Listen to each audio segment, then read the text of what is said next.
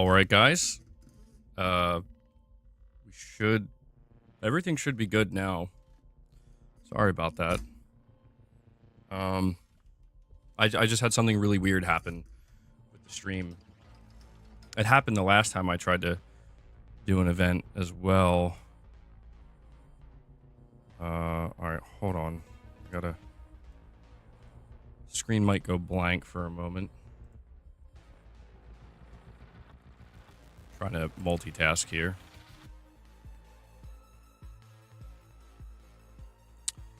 Yaren with the $2 chat saying, please don't let this be Concord 2. It would be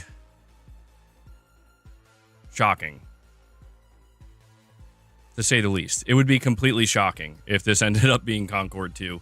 We have Matt Fu coming in right off the bat, dropping 5 membership gifts for you guys. Let's get some W's in the chat for Matt Fu. Thank you so much for that, buddy.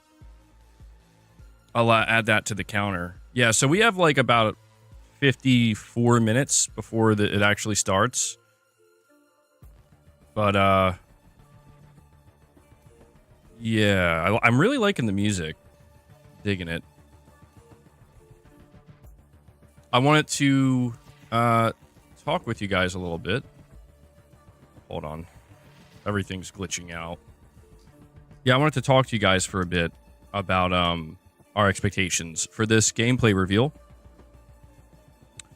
Because I think there's a lot of pressure on Bungie with this one. I mean, I think by extension, I think there's a lot of pressure on Sony. It is true that Concord was the last live service game that was revealed by Sony and released, and it subsequently died immediately, and I think did some damage. I think it certainly did some damage. So right now, is that popping up on screen, by the way?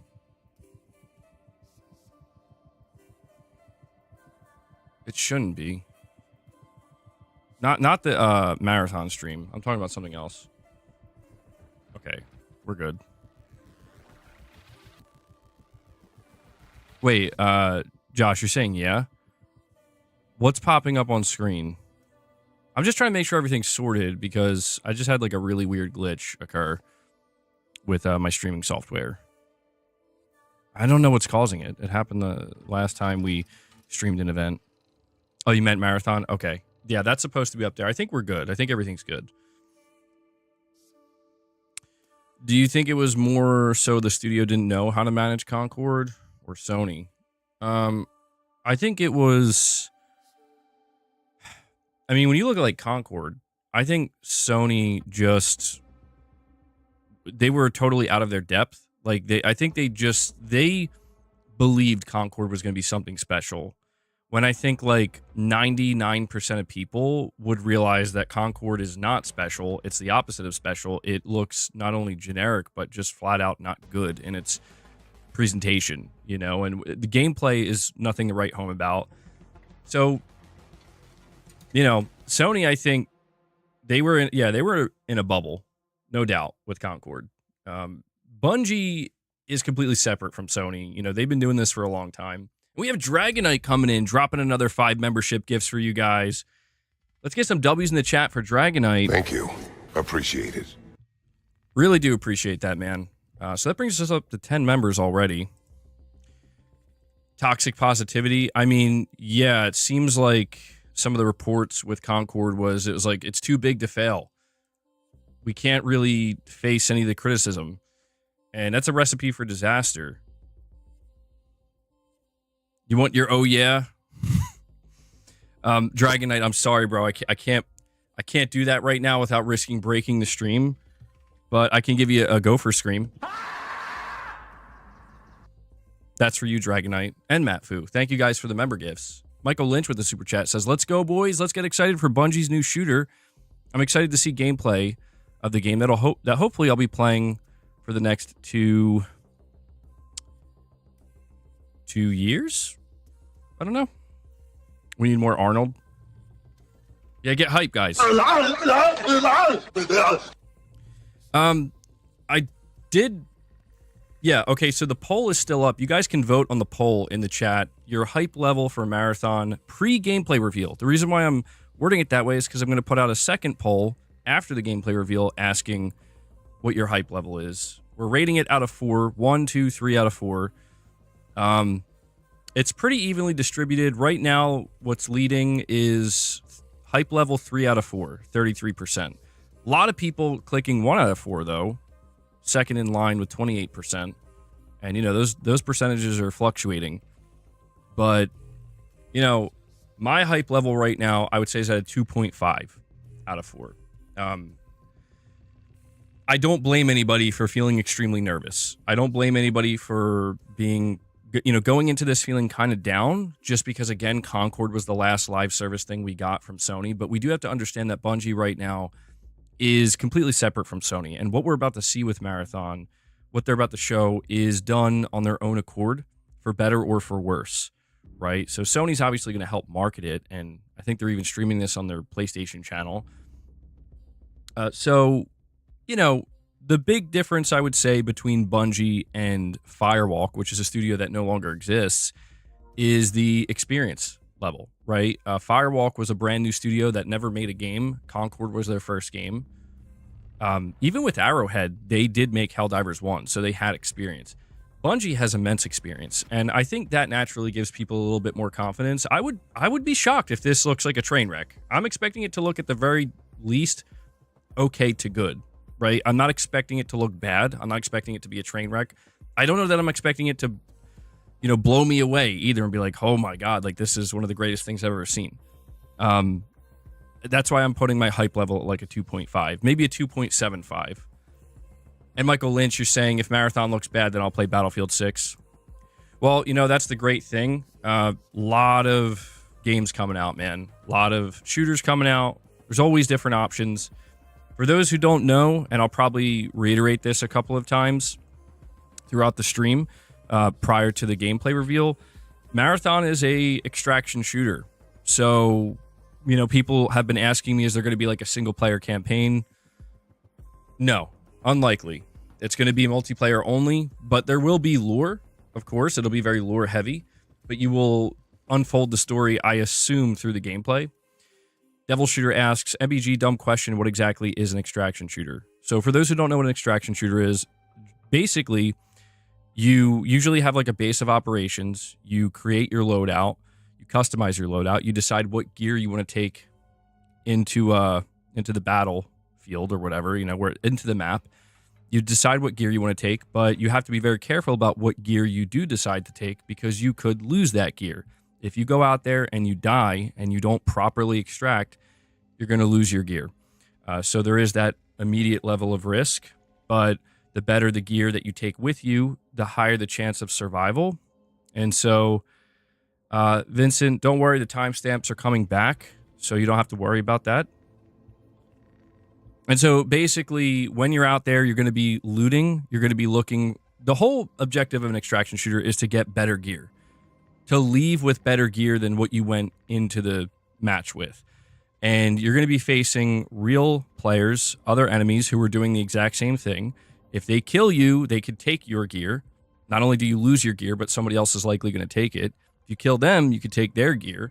You're also going to be fighting environmental enemies, PvE. So this is a PvP VE situation. What makes it different than Destiny? A lot of things. I mean, it's going to be a first-person shooter. So there is that. That's like the biggest similarity. And OK comes in and renews his membership. Comes back to greatness awaits. OK, thank you so much for that, buddy. Thank you. Appreciate it. I do appreciate all the support, man. And that I think that brings us up to 11 members already on the day. How is this going to be different from Destiny?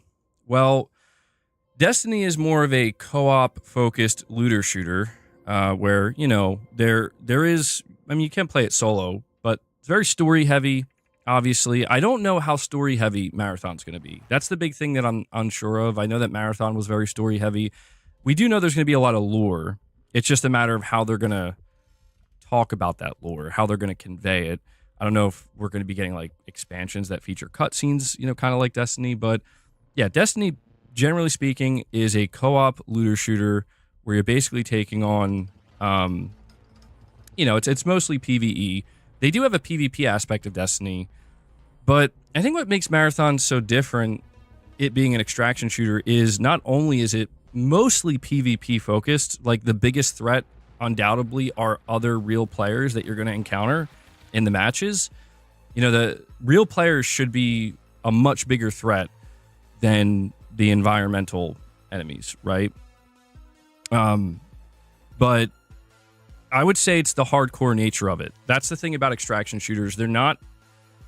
I'm really curious to see how Bungie talks about the accessibility of this game, because extraction shooters are known to be very tough, right? They're known to be not the most accessible types of games. They're very high risk, very high reward. Kind of similar to Battle Royale in a sense, where like in Battle Royale, it's high risk, high reward in that if you die, you're out of the match. You got to start a whole new match. I would say extraction shooters actually take that up a notch, where it's like not only you have to worry about dying and just the match being over and you have to start it all over again, but you're at risk of losing your loot and losing your gear. And that's the big thing, right? That's going to make some people punch holes in their walls. So you think there's going to be an easy mode? I am really curious, man. They clearly want this game to be a big success. They want it to be the next big Bungie game, right? The next big Bungie live service, something they can support for another 10 years like they did for Destiny. But there's no doubt that the extraction shooter genre is a more hardcore genre, and something that, you know, can easily turn a lot of people off. But I'm very curious, man. These are all questions that I'm hoping Bungie will answer today. Supposedly, there is going to be the announcement of a closed alpha after this stream. And from what I've heard, and we'll see if this is confirmed or not, you will need a code to get into that alpha. And apparently, you're going to have to sign an NDA.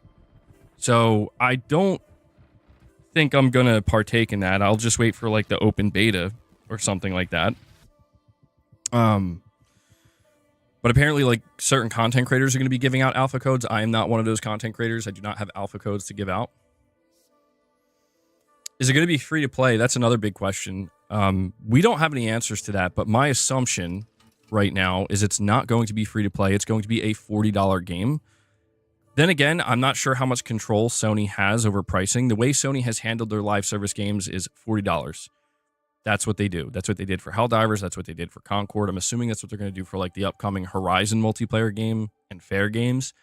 When it comes to, again, Bungie, they are owned by Sony, but everything I'm seeing about Marathon indicates that Sony's just letting them do what they want, how they want, letting them run the ship. Since this is their first time revealing a new game since Destiny, they could price it higher. They could go free to play, but I'm thinking it's going to be $40. That's my guess. We do have to keep in mind, if I am correct about it not having a single player aspect at all, it's going to be a tough sell if it goes higher than 40. I think for some people, 40 already seems too high. A lot of people believe a game like this needs to be free to play, but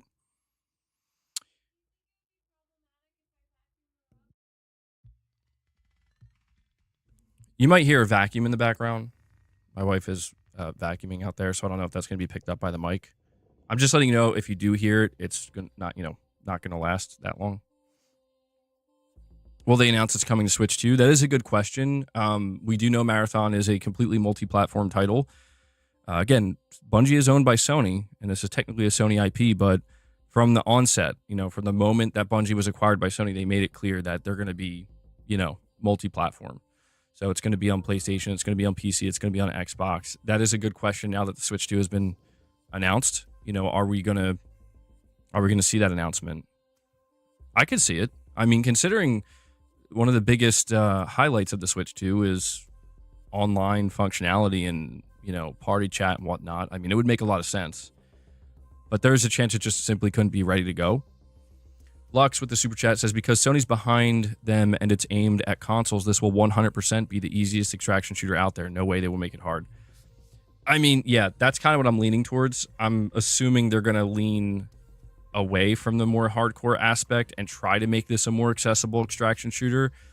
I mean, I don't know if I'm expecting like difficulty levels, but maybe they will have, I don't know, maybe there's like different versions of not the game, but I guess in a way it would be difficulty levels, right? Where you can maybe opt in to play something that I don't know.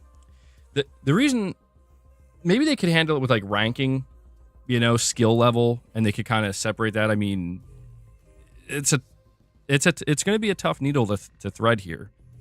So that's why I'm really curious to see how Bungie handles it. But yeah, I mean, there's no doubt that both Sony and Bungie want as many people to, partake in this and get excited about it. And, if they come out trying to appeal to the most hardcore crowd, I don't know that would be, necessarily facilitate that. Off the Grid, I'm not sure if that was an extraction shooter. I've seen that advertised on the PlayStation Store, but I haven't played it. How long will the show be? I actually have no idea. Chat, let me know if you have any idea how long the show is going to be. I don't know if Bungie announced that. I'm assuming like an hour, something along those lines. Could be longer. Imagine if it's 5 minutes. No, apparently there's not going to be any shadow drop today of any kind. Apparently there's going to be an announcement of an alpha that will be taking place, a closed alpha. Petrov, you're saying 90 minutes. Is that confirmed? Michael Lynch with the super chat says they've been making this for 6 years. Could be a lot to this game. Yeah, I mean, we've heard a lot about Marathon for quite some time. We do know it's been in development for over 6 years. We do know that they've done a lot of playtesting. We do know that many content creators have been playtesting this game for years. And it seems like Bungie has been very serious about trying to make sure that they can make people happy. They can have the audience help kind of mold this game into what it needs to be. I want to be excited. I mean, I am excited for it, but I mean, I want to be... My hope is that when we're done watching this, it's like, this looks awesome. I can't wait to play it. That's my hope. I don't know if that's what it's going to be. I don't know. I could be in the middle on it. I could be disappointed by it, but I do have some level of faith in Bungie. I mean, how could you not? They've been doing this for many years. There is a chance that they could drop the ball here, but I just feel like that's less likely. Dr. Lupo is the biggest extraction shooter streamer. He's been doing playtests for 6 years. Yeah, well, I mean, that's what I'm saying, right? Like, Bungie has made sure to get the right people, presumably the right people, right, to help mold this game. Something that is worth noting, though, when it comes to Marathon that I do want to highlight is that Marathon was greenlit during a time when the Battle Royale, Battle Royale was like at its peak. And a lot of people thought, a lot of developers thought, and it's understandable why they thought this, that, Battle Royale is going to get tired. And when that happens, everybody's going to move on to a new game, a new genre of game. And everybody thought that genre was going to be the extraction shooter genre, right? That's the next one that everybody's going to move to. Doesn't seem like that's the case. The extraction shooter genre, I'd say, is doing fine from what I can tell. There are different options out there, but it did not overtake Battle Royale at all. Battle Royale still, I think, the biggest one. So it turns out that the extraction shooter genre was not the next big thing. But that presents potentially an opportunity here for Bungie, where it's like, well, maybe it hasn't been the next big thing because nobody's really, I don't know. Maybe Bungie can be the first one to really put out an extraction shooter that reaches the masses. I think that games like Escape from Tarkov, right, they've done a very good job. But again, it's a very hardcore game, and it has because of that, it automatically has a limited reach. The assumption here is that Bungie, especially again being owned by Sony, they want to have a greater reach. They could present something here that in some ways is very different from anything we've seen when it comes to an extraction shooter. Something else I want to talk about before we actually see this game revealed as well is the fact that there seems to be an immense amount of positivity about the art style. And the reason why I have to highlight this is because Concord got absolutely steamrolled because of the art direction and the art style. In fact, that was one of the biggest things that people kind of latched onto, and I would say it brought that game down to like the lowest point. People just being like, this is one of the ugliest looking games I've ever seen. These characters look horrible. It's a hideous game. Everything I've seen about what we've seen of Marathon so far, everybody seems to be on board with this art style, praising it, saying it actually seems like this is one of the strongest aspects of this game right now. So right out of the gate, we're seeing opposite reactions to Bungie's art style with Marathon compared to what we saw with Firewalk's art style with Concord. So for those who have fears that this is going to be Concord 2.0, it already has that going for it. Nakamichi, longtime member for 38 months at Play Has No Limits Plus, says, I wonder how long it would be when players start cheating and ruining the game. Well, that's another question that people are going to ask. Crossplay, how is Bungie going to handle this? We know it's a completely multi-platform title. It's going to launch day one on all these platforms. Presumably, there's going to be crossplay. What level? Are you going to make it so that you can turn crossplay off and just play on the, if you're just playing on PlayStation, you just want to play with other PlayStation players? Are they going to make it so that, you're going to have no choice but to play with PC players? Because I think people are worried about cheating in that instance. Or they could do maybe what Call of Duty just recently did, where they make it so you can toggle just playing with console-only players, like PlayStation and Xbox players. Let me see here. We have a Henry 3K with a $5 direct donation. He says, I have never been a Bungie fan, so I have low expectations. Remember that a live service game may have a strong... you said strong, but does it have staying power? I'm trying to think what you meant to say there. Live service games may have a strong, but does it have staying power? Well, I mean, yeah, that's the big question, right? I think that one of the biggest problems with any studio, no matter how experienced they are, you're saying a strong start. Okay. Thank you, Henry 3K. Any studio that decides to enter live service, no matter how long they've been doing it, whether it's the first time doing it or, they have decades of experience, there's always that risk of you could have a pop and then it just dies, right? Bungie is not immune to that. Nobody's immune to that. So one of the biggest things that I'm sure Bungie has already been doing for many years is trying to construct a roadmap that they believe is going to allow this game to thrive, not just for a year, not just for 2 years, but for 3, 4, or 5 years. But yeah, it needs to have a strong pop, it needs to happen right out of the gate, and then they have to be able to maintain that momentum. So it's not easy. The reality is, no matter how experienced the team is with live service, it's never easy to launch a new live service game because there's no guarantee that it's going to be successful. There's just no guarantee.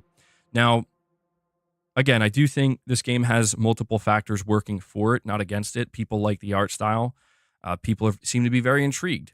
I don't know that I see people like hyped being like, this is going to be the greatest thing we've ever seen.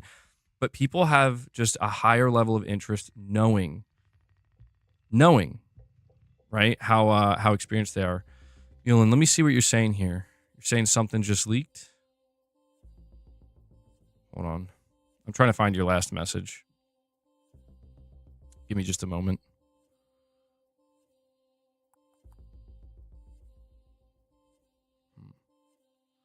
Mulan, why can't I find your messages, dude? How far back are they? Yeah, Mulan, I'm sorry, dude. For some reason, they're not showing up.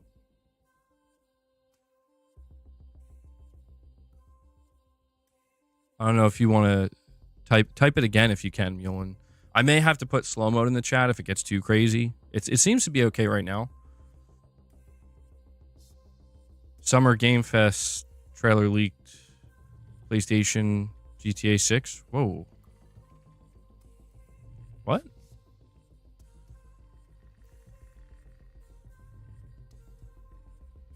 No way.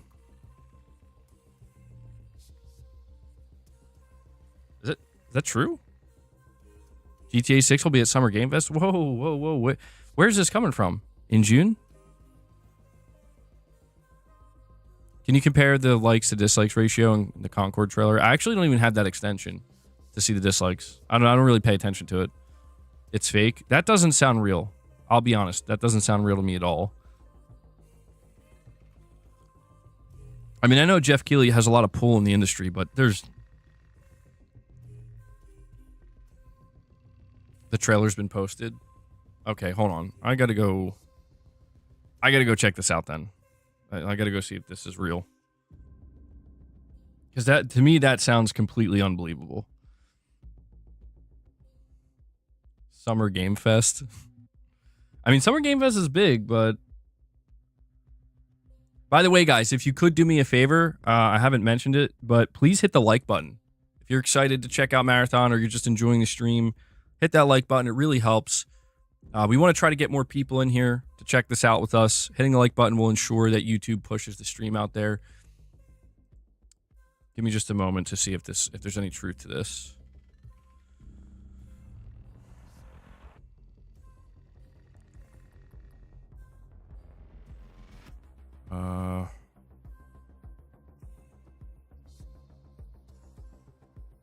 Okay, so yeah, there was a trailer posted for Summer Game Fest. The trailer leaked. All right, let me see. I'm not going to bring it up because I don't want to mess up what I have up for Bungie right now. Exclusives: Little Nightmares 3 will be at Summer Game Fest. Sorry if I'm screaming, by the way. I have the music playing. Metal Gear Solid Delta. Oh, hell yeah. Oh, yo. Okay. Okay. Oh my god. What? Grand Theft Auto... Yo. That can't be real. That has to be a fake trailer.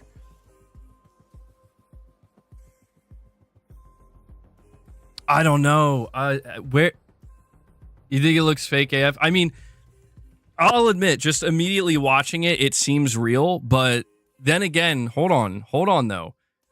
Have we ever gotten a trailer like this before? From Summer Game Fest? I don't know. Yeah, I don't know. Something seems kind of sus. Something seems kind of sus. It seems like nobody knows if it's... So, somebody's pointing out, they're like, this is definitely fake because Metal Gear wouldn't be there because it's Jeff Keighley's show, and Jeff Keighley has had an axe to grind and still does have an axe to grind with Konami. So you guys are saying it looks super fake. I want to be excited. I'm sorry, my mic's peaking. I want to be excited. I want to believe it's real, but I can't post it at the moment. If I had to... I found this supposed Summer Game Fest preview trailer, which features a list of partners and some games that will get exclusive previews like Little Nightmares, Metal Gear, and GTA 6. Somebody says this is 100% fake. No way they promote GTA 6 at this particular event. And Metal Gear Solid hasn't shown up at any of Jeff's events in many years.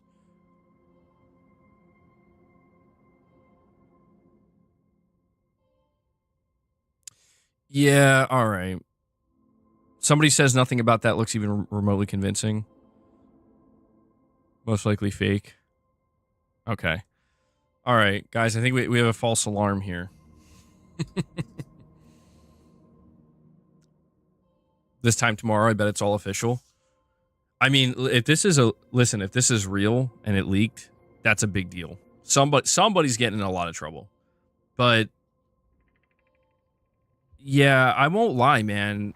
Metal Gear showing up at a Jeff Keighley event seems super unlikely, and GTA 6 just being like, yeah, we're just gonna show up at Summer Game Fest, bro. I mean, it really, like, I don't know. What is going on with the whoa, what's going on with the marathon stream there in the corner, bro?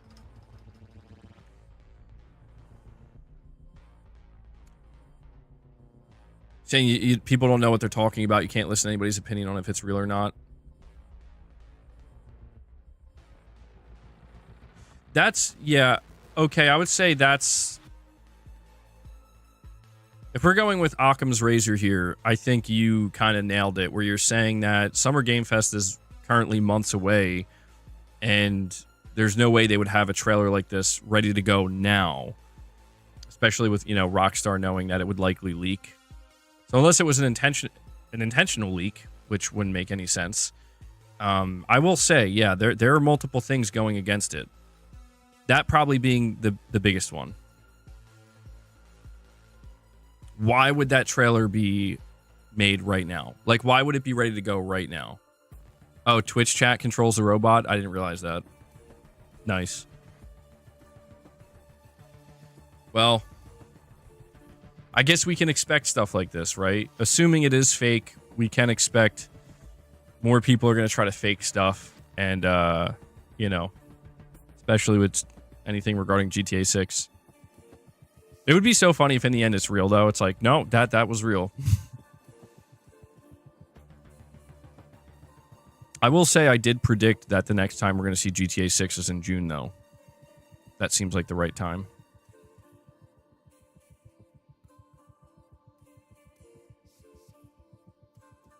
Can I get a robot? All right, let me go check on the poll. Yeah, guys, again, if you haven't voted on the poll in the top of the chat, be sure to do that. All right, yeah, it seems like most people are sitting at 3 out of 4 in terms of hype levels. And second, 27%, 1 out of 4. Lux is saying GTA will never be an event. Rockstar gets more views. Yeah, that's another thing to keep in mind, is that Rockstar literally could get more viewership on their own. I mean, you also have to consider the fact that GTA 6 showing up at something like Summer Game Fest would just destroy every other game there. I mean, it's like, it's just bad news for any other game. Like, nobody's going to care about any other game that's there if GTA 6 shows up. So that's another reason why I just think there's too many. I mean, yeah, that, I get where you're coming from, Mule, and you're saying Rockstar can get paid. You think maybe Jeff Keighley paid for it? I mean, I don't know if Jeff Keighley has that kind of money. I mean, don't get me wrong, the dude probably has money, but I mean, GTA 6 trailer number 2 money?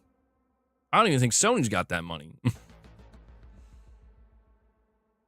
It's a win-win situation. Well, I would say just take it with a big grain of salt, Mullen, just so you're not disappointed, you know? That's a big thing with stuff like this. I would be super excited if this was real. This would be the greatest Summer Game Fest ever. But, I don't want to I don't want to look at something like this and be like, guys, did you hear GTA 6 and Metal Gear Solid Delta are going to be at Summer Game Fest? And then like neither of those games are there. And it's like, Summer Game Fest sucks.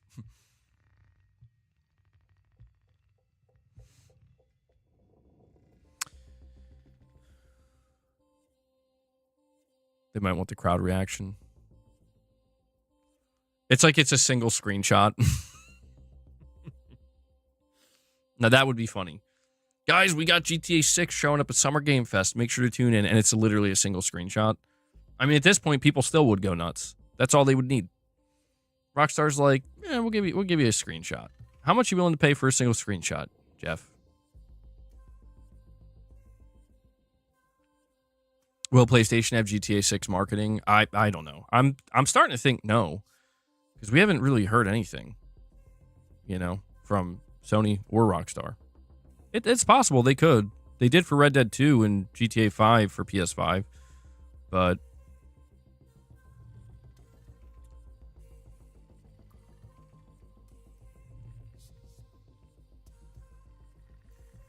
bro, this little robot thing that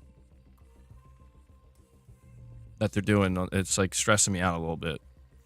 What, guys, what are you doing? It's definitely keeping things interesting on their end. MBG's Do-Rag says 1994 today.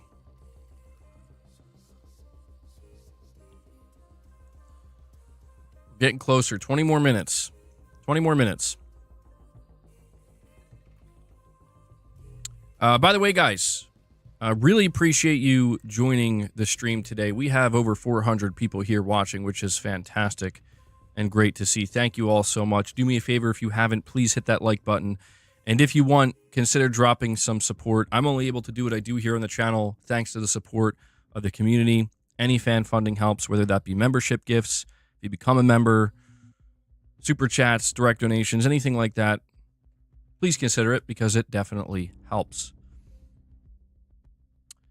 VGC Podcast said that third-party publishers like EA are frustrated that Xbox has flopped because it's now incredibly hard to get good deals, exclusive exclusivity / marketing from PS because they have no leverage / competition. Very interesting. That actually makes a lot of sense. Yeah. MBG, there's 250,000 people on Twitch seeing the marathon thing. Their marketing worked masterfully just 1 week ago. Nobody was talking about marathon. Now look. Yeah, I mean, I'm very curious. Thank you, Lady K. I'm actually wearing a hat. It may not seem like it, but I am, in fact, wearing a hat. I just like to let people think it's a do-rag, but I don't know if you can see that. It's a backwards hat, but they could be do-rag. Why not?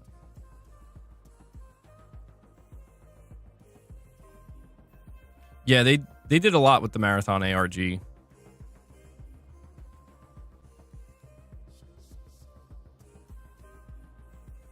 '94, the year of MBG. What is 1994? A lot of things happened in 1994.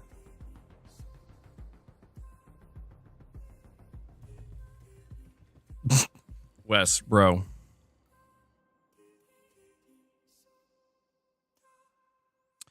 Based on Bungie's history and being multi-plat, also as a low volume is. Let's see, that made Xbox.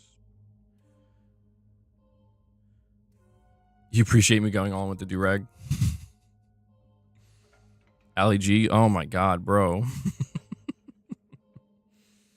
We have Lux with another super chat. Lux, thank you so much, buddy. You're saying Rockstar just needs to tweet new trailer out and boom, instantly more views than any game festivals or Sony's event would bring in. They'll always do it themselves. I mean, it's hard to argue with that. If you look at how many views their YouTube trailer has, right? I mean, it has crushed everything. So, yeah, man. I mean, if you're Rockstar, Joshua, no, bro. Oh my god, what is happening? Keep it together, chat. We're so close. We've been normal this whole time. We're mostly normal. We're so close. We're so close. Hold it together. Yeah, no, Lux, there's no denying that what you're saying is true, man. If they want to, I mean, maximize the amount of attention they can get. Whoa. Oh, hey, boss, I didn't see you there. No, don't jump up here. Don't do it. We're not doing that. We're not doing that. Not today. Guys, the marathon stream is starting in about 15 minutes. We are sitting at 11 members on the day, so we're almost halfway to the goal, and there he is. Okay. There's no room for you up here, boss. I tried to tell you this. Now you're in the way. I don't want you to knock anything over.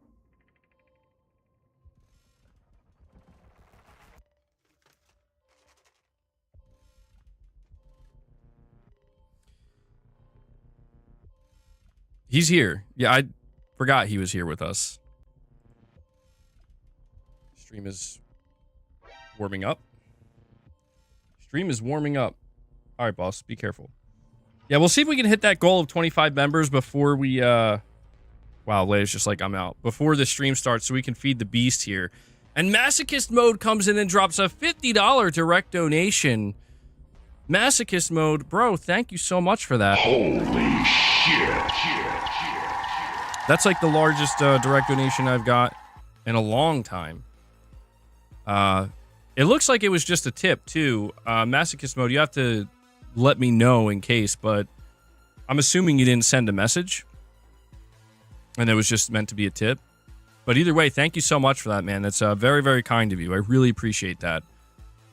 Really appreciate all the support you guys show. We have a very generous community here. And I'm very thankful for that. Good stuff. So close to what? Wait, what was I saying? I don't know. I lost track of what I was saying. He's in the room with us right now. I guess he was sleeping. Was he just sleeping on the cat tower that whole time? I didn't notice.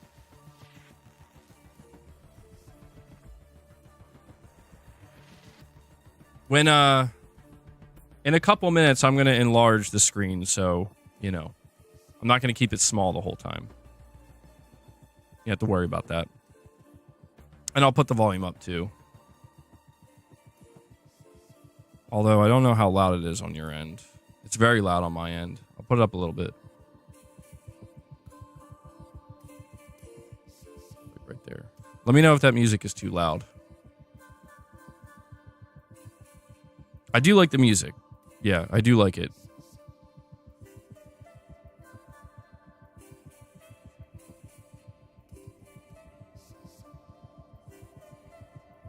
They gave up on Twitch controlling the bot. Who could blame them?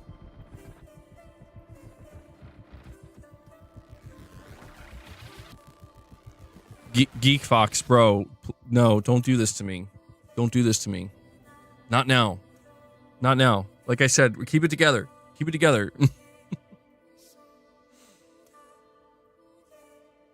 saying you can barely hear it? Really?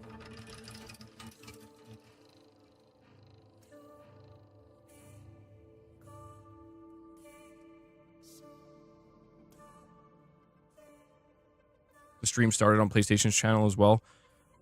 I'm wondering, would it be better to watch it on PlayStation? No, I think it would be good to watch it here. I'm trying to go wherever the least amount of people are, so that way we have the, you know, highest chance of nothing going wrong with the stream.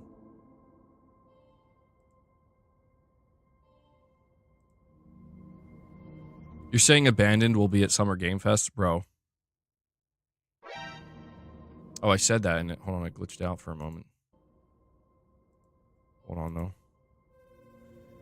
We have Rob with a $10 direct donation saying, for wearing an Alice t-shirt. Absolutely, bro. This is actually, I got this shirt when he was on tour, I think, with Iron Maiden in 2012.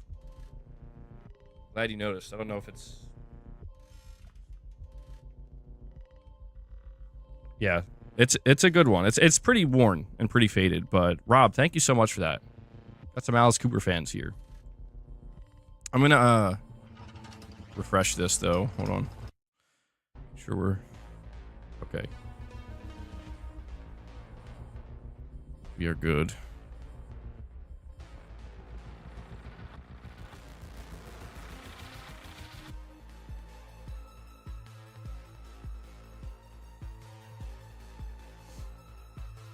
Abandoned. The re-abandoning. No, not Alice in Wonderland. Not Alice in Wonderland. Wonderland. Joker, I love Led Zeppelin too. I have a Led Zeppelin shirt as well. Joshua Reese is saying 50 bomb. Joshua is tempting somebody to drop a 50 bomb. Who's going to drop a 50 bomb?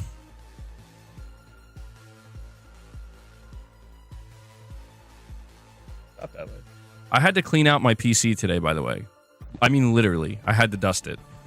I noticed the fan kept running constantly. And... Oh. Joker Thief. Okay. Well, why the different name, though? Why the different name? I mean, I prefer it. I prefer it. It makes my life easier. So much easier. Joker Thief, thank you so much. But I'm just curious why the name changed.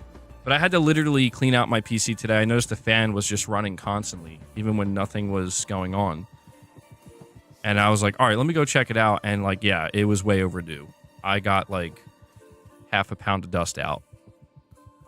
Half a pound of dust. And it's running much better. So probably should have done that a while ago. You got reported? Oh, man. Joker Thief. Why am I not surprised? Fishy, why am I not surprised? I put on my French maid outfit and dusted my PC. Yeah, that's exactly what happened. I should have streamed it. Metallica, AC/DC, Guns N' Roses are your favorite bands. I love all those bands, dude. Especially Guns N' Roses. I love Guns N' Roses. And I love Guns N' Roses and Metallica pretty equally. AC/DC I'm not as big on, but... Wow, you got banned on PSN too? But what'd you do, bro? What did you do? Do I want to know? No, Led Zeppelin doesn't suck. What? Who's saying Led Zeppelin sucks?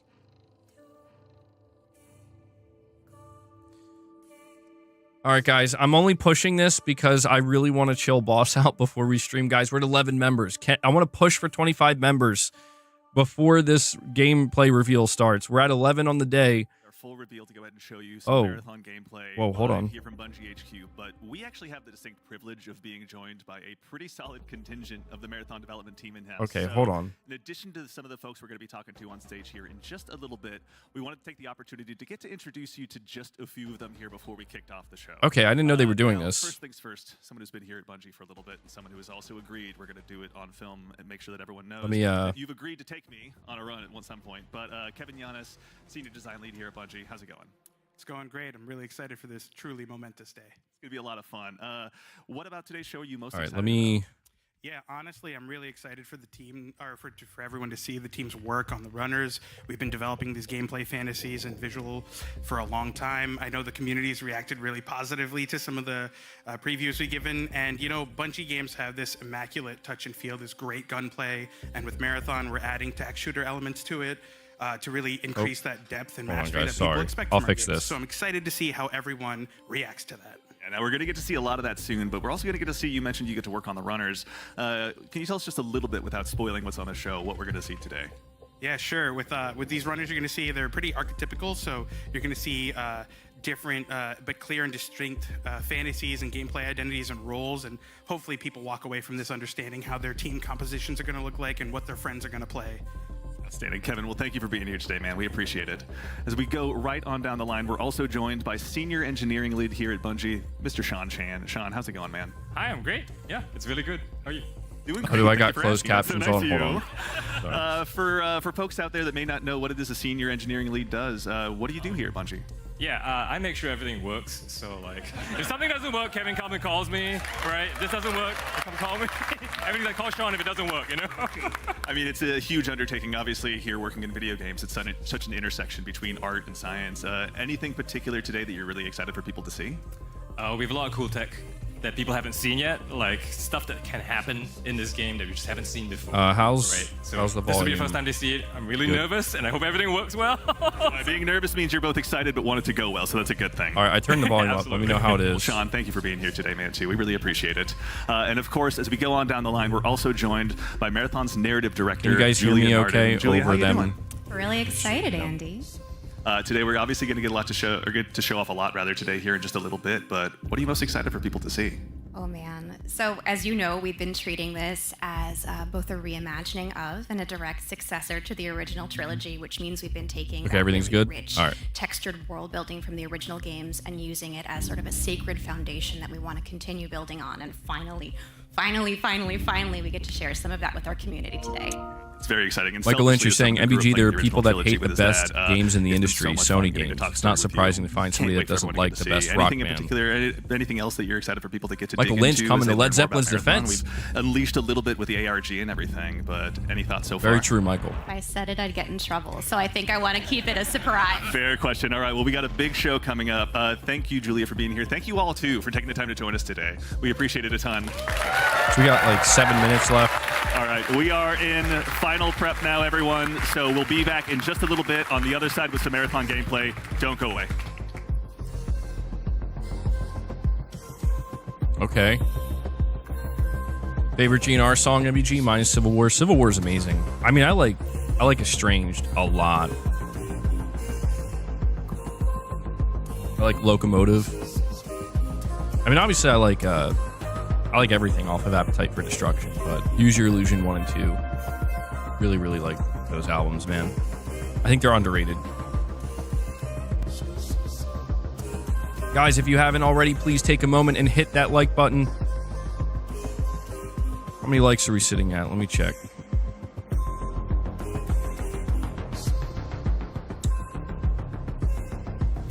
We're sitting at 136 likes, guys. We could easily crush 200 likes.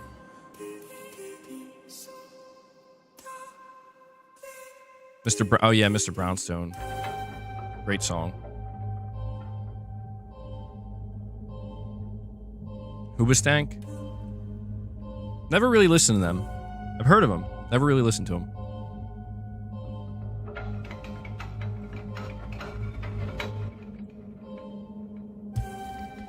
just bashed the like button. Thank you. Yeah, so we just hit 150 likes. We'll see if we can keep that going. It definitely helps the streams. I agree, Matt. That does have the weirdest music video. Yeah, I'm a Pink Floyd fan. Not a huge Pink Floyd fan, but I like Pink Floyd. I've been listening to that song Marooned for a little bit now recently.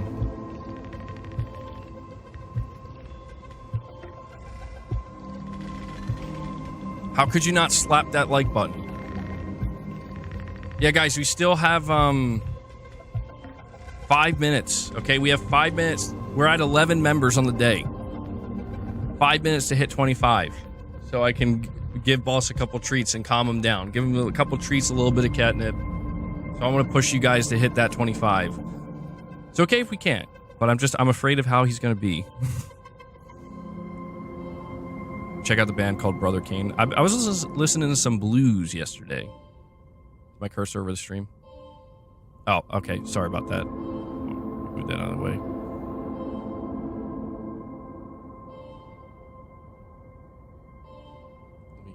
Let me get some of this stuff out of the way. Okay.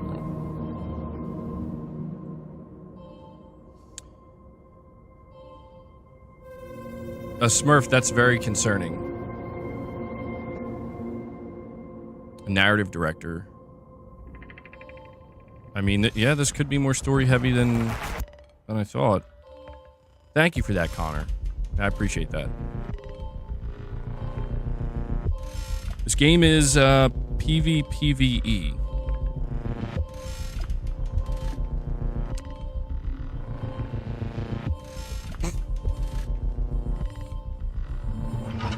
I love how Smurf is like, I'm just gonna make you uncomfortable right before the gameplay starts.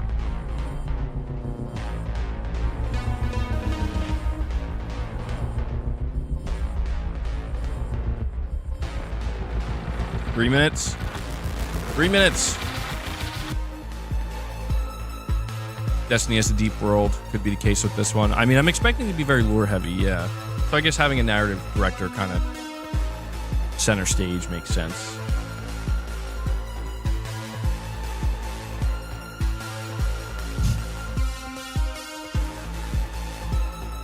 Some people are going to be happy or mad after this. I'm sure there's going to be a lot of interesting reactions.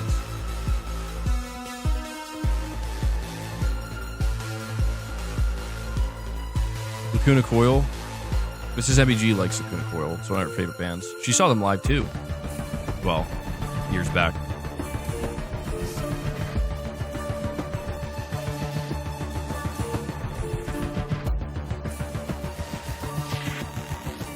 Someone asked who was a faster Pussycat fan. Oh, that was a song reference? Okay, Smurf. I didn't know that. I never heard that. And Hellbound 1981 comes in dropping a 5-bomb at the 2-minute warning. He brings us up to 17 members. Guys, we're at 17. Can we hit the 25 mark? Can we do it right before the gameplay reveal so I can give Boss some treats?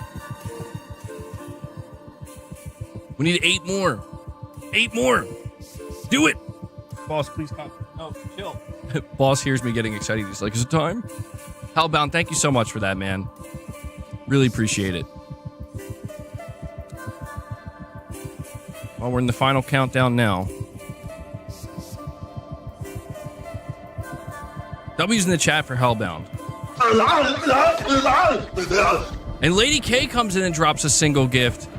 Lady K wants to see us hit that 25 mark, bringing us up to 18 members. Thank you so much, Lady K. 10-bomb does it. 10-bomb does it. We got less than a minute. They're initializing. All right, it's okay. It's okay. I'll give Boss just a little appetizer. Just a little appetizer, unless somebody wants to drop a 10-bomb.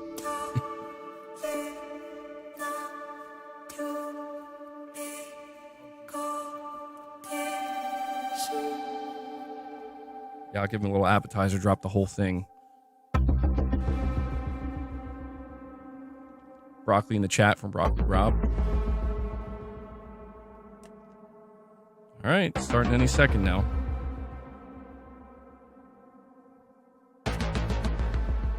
Pushing Polygons drops another 5 bomb. Pushing Polygons. He's doing it. He's doing it. And Rob Freer also becomes a member. Thank you for that.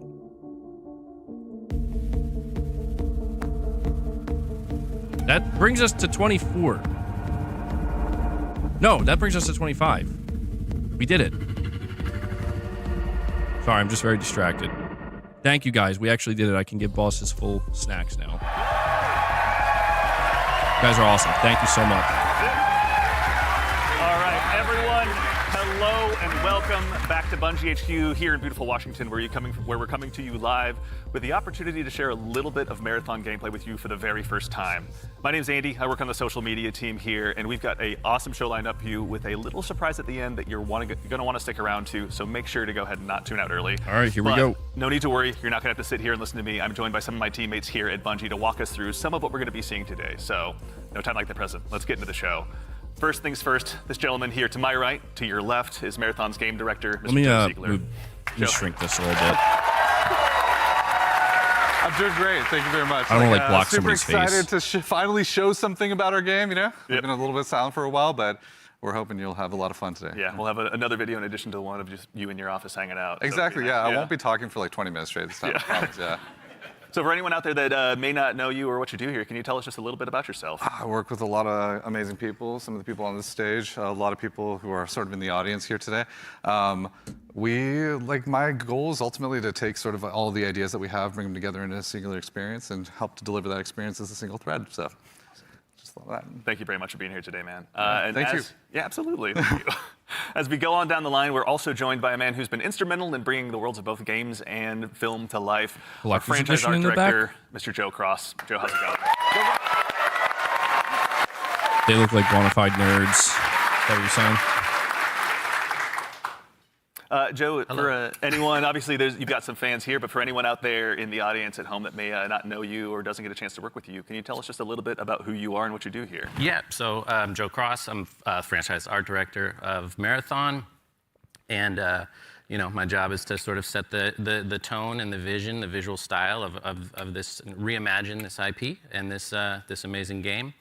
And then, make sure that our world-class art team is set up for success. Paving the way a bit. Awesome. Well, thank you very much for everything. We're going to have a lot to dig into today, so thank you for being here as well. Thank you. As we go right on down the line, we have, without a doubt, the most important Andrew on this stage here today, our gameplay director, Mr. Andrew Witz. How's it going, Witz? We have Sean Wallace. I don't know. Is that your name? It's not showing your full name. Anyway, we got Sean dropping another 5 memberships. Can you tell us just a little bit about yourself? Bro, thank you so much. I'm the gameplay director. What basically means is I'll give you a bigger shout out later. I'm just trying not to talk too much over this. But thank you so much, man. Marathon is going to be, so that's runners, weapons and equipment, and the combatants, the UESC. They're going to be hunting players on Tau Ceti. So I got it right. Yeah, what up to the gameplay team. Thank you all for all your work. And of course, last but exceptionally not least, someone who you've probably seen in Bungie Vidocs in the past and someone who's been able to help guide design here at Bungie since Halo 3. The one, the only, Mr. Senior Design Lead here, rather, the one, the only, my mic Mr. really Lars loud? Bakken. Oh, I'm sorry. Is this better? All right, I'll be quiet. Thank you. Thank you. Lars, we're back. You could say Marathon's back. You could. I'll leave that to you, though. Well, for anyone out there in the audience who may not get that reference and is just meeting you for the first time, can you tell us just a little bit about yourself and what you do here? Yeah, my name is Lars Bakken. I'm a senior design lead on the Run team. Shout out to Run team, everyone that's out there right now. A lot of fans out there. So the Run team is consisting of, we make the maps, so the zones that you're going into. We make the activities, so we take some of the cool stuff that Andrew's team, we remix it, we add the UESC in, we make them real difficult on purpose. And then we also have the contracts team, which are the factions, the corporations that players are sort of doing deals with because they're mercenaries. And that gets a little bit down into sort of the missions and everything. And so that's the stuff I hopefully make everyone proud with. Yeah. Well, we'll get into that here very shortly, but awesome. No, thank you all for starters all for being here. Before we get started as well, a quick reminder, do yourself a favor, make sure you've got your Bungie and your Twitch account linked to make sure you don't miss out on the Twitch drop that's going on right now. And if you also go ahead and subscribe to any channel in the Marathon directory, you can get a special little cat badge next to your name to go ahead and show everyone that you were here today. So go out there, find a streamer you haven't found before, and make sure and drop a sub out there and share the love. And also, if you have dropped your sub here on Marathon the Game, worry not, that money all goes to the Bungie Foundation, so thank you for helping us help them do some good out there. And now we have a big show again lined up. We've got some gameplay on the way coming up very shortly. We had a chance to go ahead and work with some creators and press very recently, and we're going to show you what they thought of the game. And of course, again, I'll repeat myself, but we've got something really great for you at the end of the show, so make sure and stick around. But again, the purpose of today is to show off some gameplay. All right. Joe Ziegler, I'd love to hand the mic to you for this next part. Yeah, so before we get started, obviously there's a lot to talk about today. We have a little bit of a taste to show you about what our game is about, just to kick us off, so we can put some images to what we've been talking about here. So let's take a look.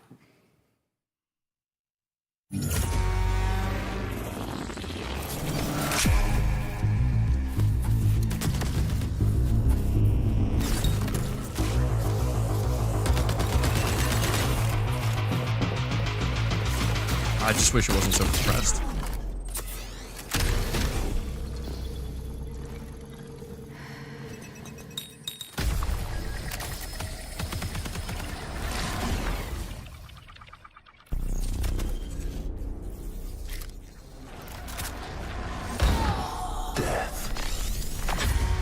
The end of all things.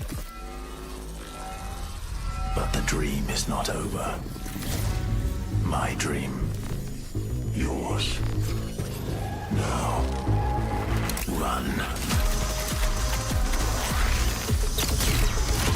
And the sound design is on point.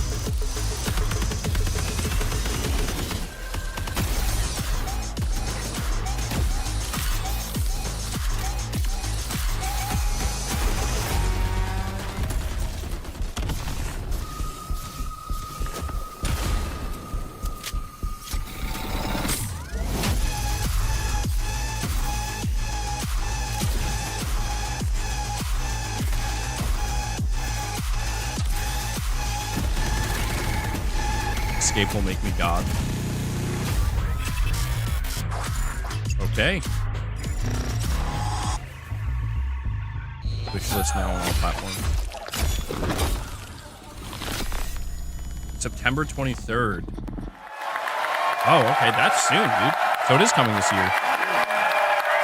I'm having trouble judging the graphics because it's so the stream is so compressed. I really can't tell, but and in addition to that, it's coming got a just vibe. later this month on April 23rd, we're going to be running a closed alpha test that you can be a part of. Now, as a quick heads up, this is going to be focused on North America, 18 plus only.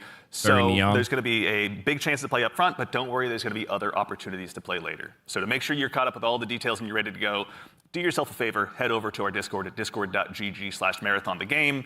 And of course, if you're here in Twitch chat with us today, then you've already done yourself a big favor. Members of our community and moderation teams are going to be going out and looking for folks to drop codes to as well to make sure that you can get priority access when the alpha kicks off. So go ahead and keep an eye out on your inbox. There's no exclamation point drops or anything you need to do, though I'm sure folks will do it anyway. But worry not, you've gone ahead and done yourself a favor by being here today. But let's get into it. What did we just see? A lot of death, you know, is first what we all saw. But honestly, you saw a first glimpse of some of what's going on in Marathon, you know, our extraction shooter that we're creating over here. And it's got a little bit of everything. All right, guys, I'm putting up a new poll. Vote on it. In there. It's got some weapons in the chat. It's got some crazy stuff happening, but yeah. Yeah, a little taste of the weapons in there. You saw some alternate weapon actions. The flip scope is in there, so weapons are going to do more than just shoot, obviously. It's a Bungie game. We got to like really push things. Yeah, a lot of runner abilities are in there as well. The UESC, obviously a little taste of the UESC and what they're capable of. Yeah, a lot of awesome stuff. And some fun world interactions too. Like there's that sequence where the shutters go down and then everything goes wrong for the team that's in that room. But that's, yeah, it's pretty cool to see those things. Yeah, everything goes wrong, the Andy Salisbury story. Mr. Ziegler, so why are we making Marathon? Why is Bungie going into the extraction shooter space? I mean, extraction shooters are something that are a passion of all of ours. Like we really like the idea of bringing this experience that we've all enjoyed, which is this kind of intense survival-based experience where you are frequently unsure of what's going to happen next, but you're on that adventurous ride of it. You know, we talk about it sort of like it's a horror story that's kind of unfolding before you, and testing yourself to see if you can. You think it's going to be coming to mobile? And we really wanted to take that and sort of, I don't know, bring a lot more people into it. When you love something, you really kind of want to just, you know, attract others to it, and so you can have a bigger party with it. And so, yeah, we've been doing a lot of work to make that happen. Yeah, no, it shows. And you know, Lars, obviously, Bungie's got a long history of shooters, but this is a new type altogether for us to dive into. From your side, what's it been like designing for all of this? It's been fantastic. So when I started at Bungie, it was on the multiplayer team. And I am a competitive person in my nature. I really enjoy PvP.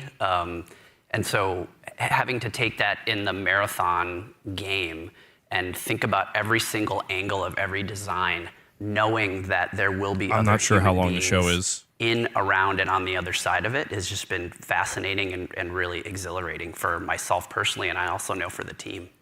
Yeah, it's been really exciting to see. And you know, obviously, you mentioned we saw a lot. We saw some runners.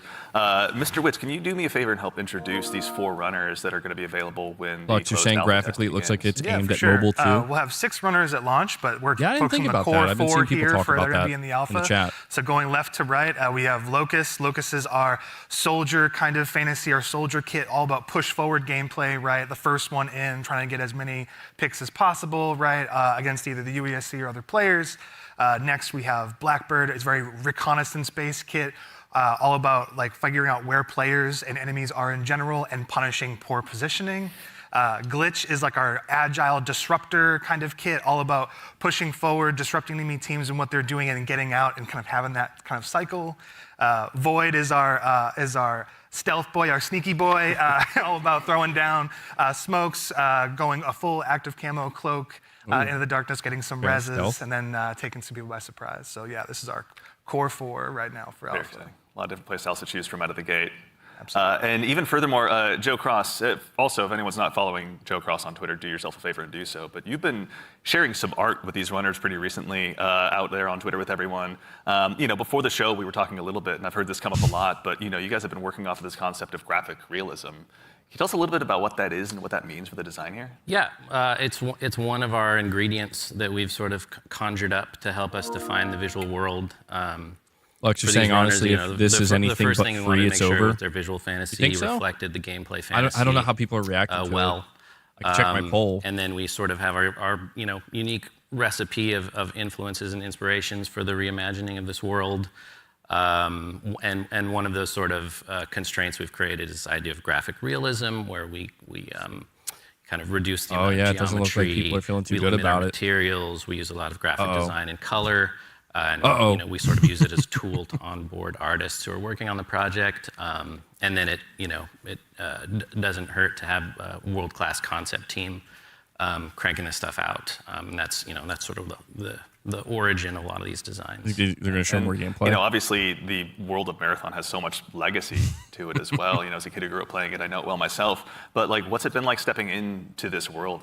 It's amazing. Yeah, for art geeks out there, the sort of the father of the Marathon visual world in a lot of ways is this guy Craig Mullins, who you see art represented on the left. Started out as a fan, then got incorporated into the IP officially by Bungie. That's and crazy. So his legacy looms the original? super large, and we've always tried to, you know, pay attention, pay homage, make sure we were doing justice. And you can see here in the center, this is kind of a proto-runner. The original Marathon looks better. To make sure that, you know, our sort of approach to graphic realism and style lined up and sort of represented that. And then on the right here, sort of an evolution into one of our actual runners here, Blackbird, with a similar fantasy and composition. So I think it's working out well. And I think we're, you know, doing something new, but also sort of looking back.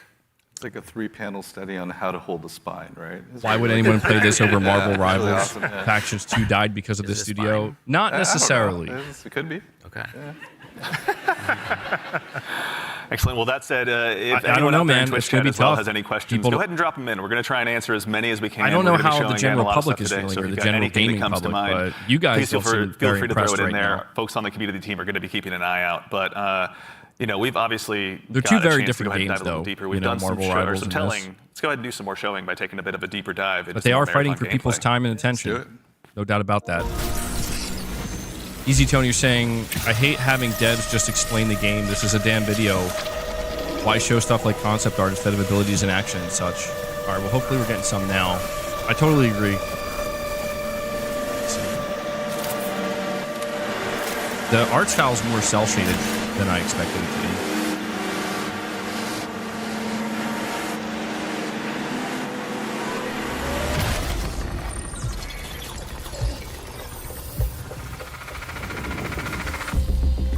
Marathon is a team-based extraction shooter set around the mysterious and cutthroat world of Tau Ceti 4. You are a runner, a cybernetic mercenary who's given up their human form for a biosynthetic shell with unique abilities and stats, capable of both tactical and fast-paced combat. Here you'll fight in a crew of up to 3 players across a variety of zones and points of interest.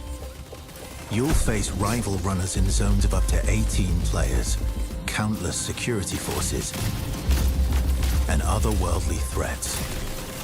To scavenge the remains of a lost colony for glory and fortune. The environments of Tau Ceti 4 are filled with weapons, materials, and equipment you can scavenge throughout the map. Before deploying, you'll strategically build your loadout and select a runner to ensure you're equipped for the run ahead. Your objective is simple. Get in, gather as much loot as you can, and make it out alive. Die, and all your gear will be up for grabs. Survive, and your loot can be taken into future runs You're saying they stole those textures from the Switch? Your vault. Oof. Death is inevitable, but it's never the end. Think quickly on your feet and outplay your opponents. And in your next run, you and your teammates will be the ones coming out on top. And even if you're down on your luck, factions can sponsor you with a fresh loadout, so you can get right back into the fight. Bungie brings its best-in-class first-person multiplayer action to the forefront. Dynamic and tactile gunplay, runners with unique playstyles, and customizable builds create highly dynamic and strategic team fights. Whether you're on a zero-to-hero run or high-rolling with powerful gear, you'll need to use your best judgment when you decide which fights to pick and how. Because no matter how geared you are, it definitely reminds me of players Destiny with skill PvP and strategy will always have the edge. Marathon is designed to be played in crews, with contextual pings, shared objectives, and down but not out to streamline playing with your friends. Death is not the end. And if you're the last one standing, you can overcome the odds to revive your teammates and get out with your hard-earned loot. And if you believe your skills alone are enough to conquer any challenge, we give you the freedom to opt out of crew fill to take all the glory for yourself as a solo runner. No 2 runs in Marathon ever play out the same. With dynamic events, variable weather, and unpredictable players, you'll have to adapt on the fly if you want to survive. Each run has a time limit, and anything can happen while you're chasing your objective. Looking to unlock upgrades or increase your faction reputation? Slip into the shadows as Void and ghost past your enemies. Search the map for rare materials and profit opportunities. I'm very interested without in being discovered. I like the stealth. Want to push enemy teams and steal their loot? I think these are the 2 people who got, or these are the people who got Factions 2 canceled. To disrupt rival crews. I mean, Factions would have been better than this, hands down. Friends, grab extra no doubt about it. Shield charges and a specialized backpack to be the lifeline they need. You're always free to experiment with team compositions, and the only limit to how you want to play your runner is your loot and imagination. Endgame challenges, ranked play, discovering secrets, seasonal storytelling, community events, and more all await you in Season 1, where you and your friends will start to unravel the mysteries of Tau Ceti 4. Saying this is Concord 2? This isn't you're Concord only ever 2, one man. run away this looks from your next big score. I mean, in my opinion. But I can also see why people are not won over, though. It's not doing anything like mind-blowing. Certainly not. Blackspeed2X with a $6 direct donation says it's alpha gameplay, and believe me, all alpha looks rough, same for the next Battlefield. I think for judge the starters, graphics again, for you know, as now. we touched on before the break, Can't wait to Bungie try has such a rich history with Marathon. You know, Joe Cross, from your standpoint, facilitating this gameplay with your art Blackspeed's style. excited Again, for it. what was it like kind of approaching this from your perspective? What were you looking to do?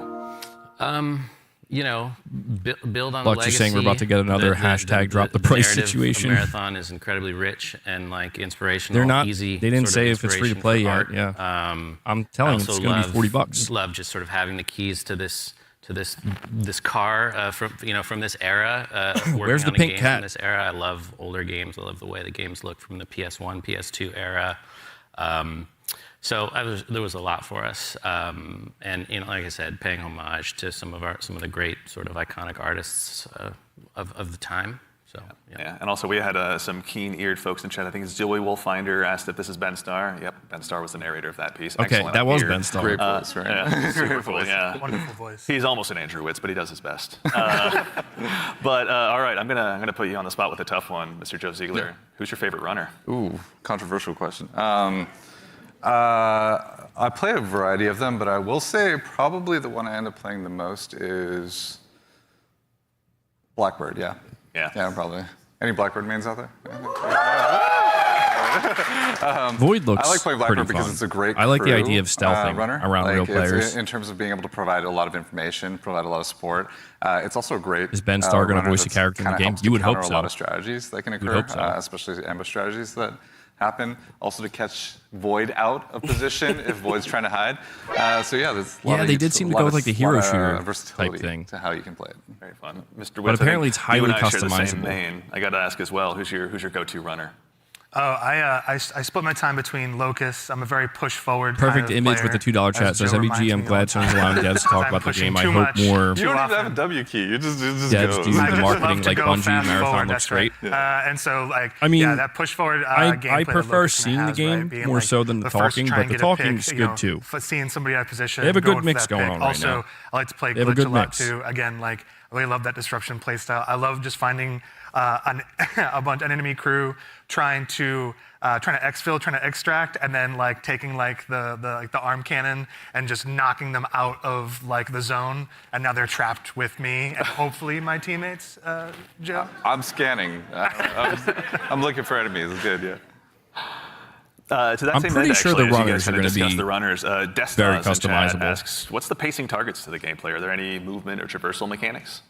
There are a lot of movement and traversal mechanics inside of the game, but it varies. Your effectiveness varies per runner. Yeah. Yeah, like everything in like we're making like a survival sandbox, which means everything kind of has to have a cost, right? And so like going, You if mean you want to paid go fast, like skins, if you want to go MBG. fast, like Locust has like a super sprint, so to speak. Like they have leg jets that kind of come on to help you sprint even faster. That causes heat. So basically, it's almost like a stamina system, but we call it heat because we're these awesome mercenary cyborgs, right? Where like the body overheats, and so this character has like some mobility, but you overheat quite a bit. So that's kind of the cost that's there, and so that's what pushes us into like finding implants that maybe like expand like how much like your heat meter, and also give you more agility, so you can even go even faster, right? Godspeed, you're saying the there's a lot of chat's cost transformed in the into a game in hate terms of- fest. When we place a mobility thing in there, we really want to make sure. It's like, how does this affect the pace, and how does it affect Well, I the mean, I overall can't survival? control the chat. To I be fair, can't we're force still people looking to at feel good alpha about the builds. game. We got to balance a lot of stuff. Like the There's something game, that's damn kind it. Kind of Perfect. sketchy. Yeah. You better be happy. No, it's no, we have a lot to learn. That's why we're doing this, right? Yeah, I mean, and just actually, don't be, what we're talking you know, about, kind of don't be those an finer a-hole to details, anybody. which I'd Express love your to still opinion. kind of Just bug don't you be a an little a-hole bit. to anybody. Yeah, That's Marathon all. build crafting is a big deal. What does that mean in the world that you guys are building?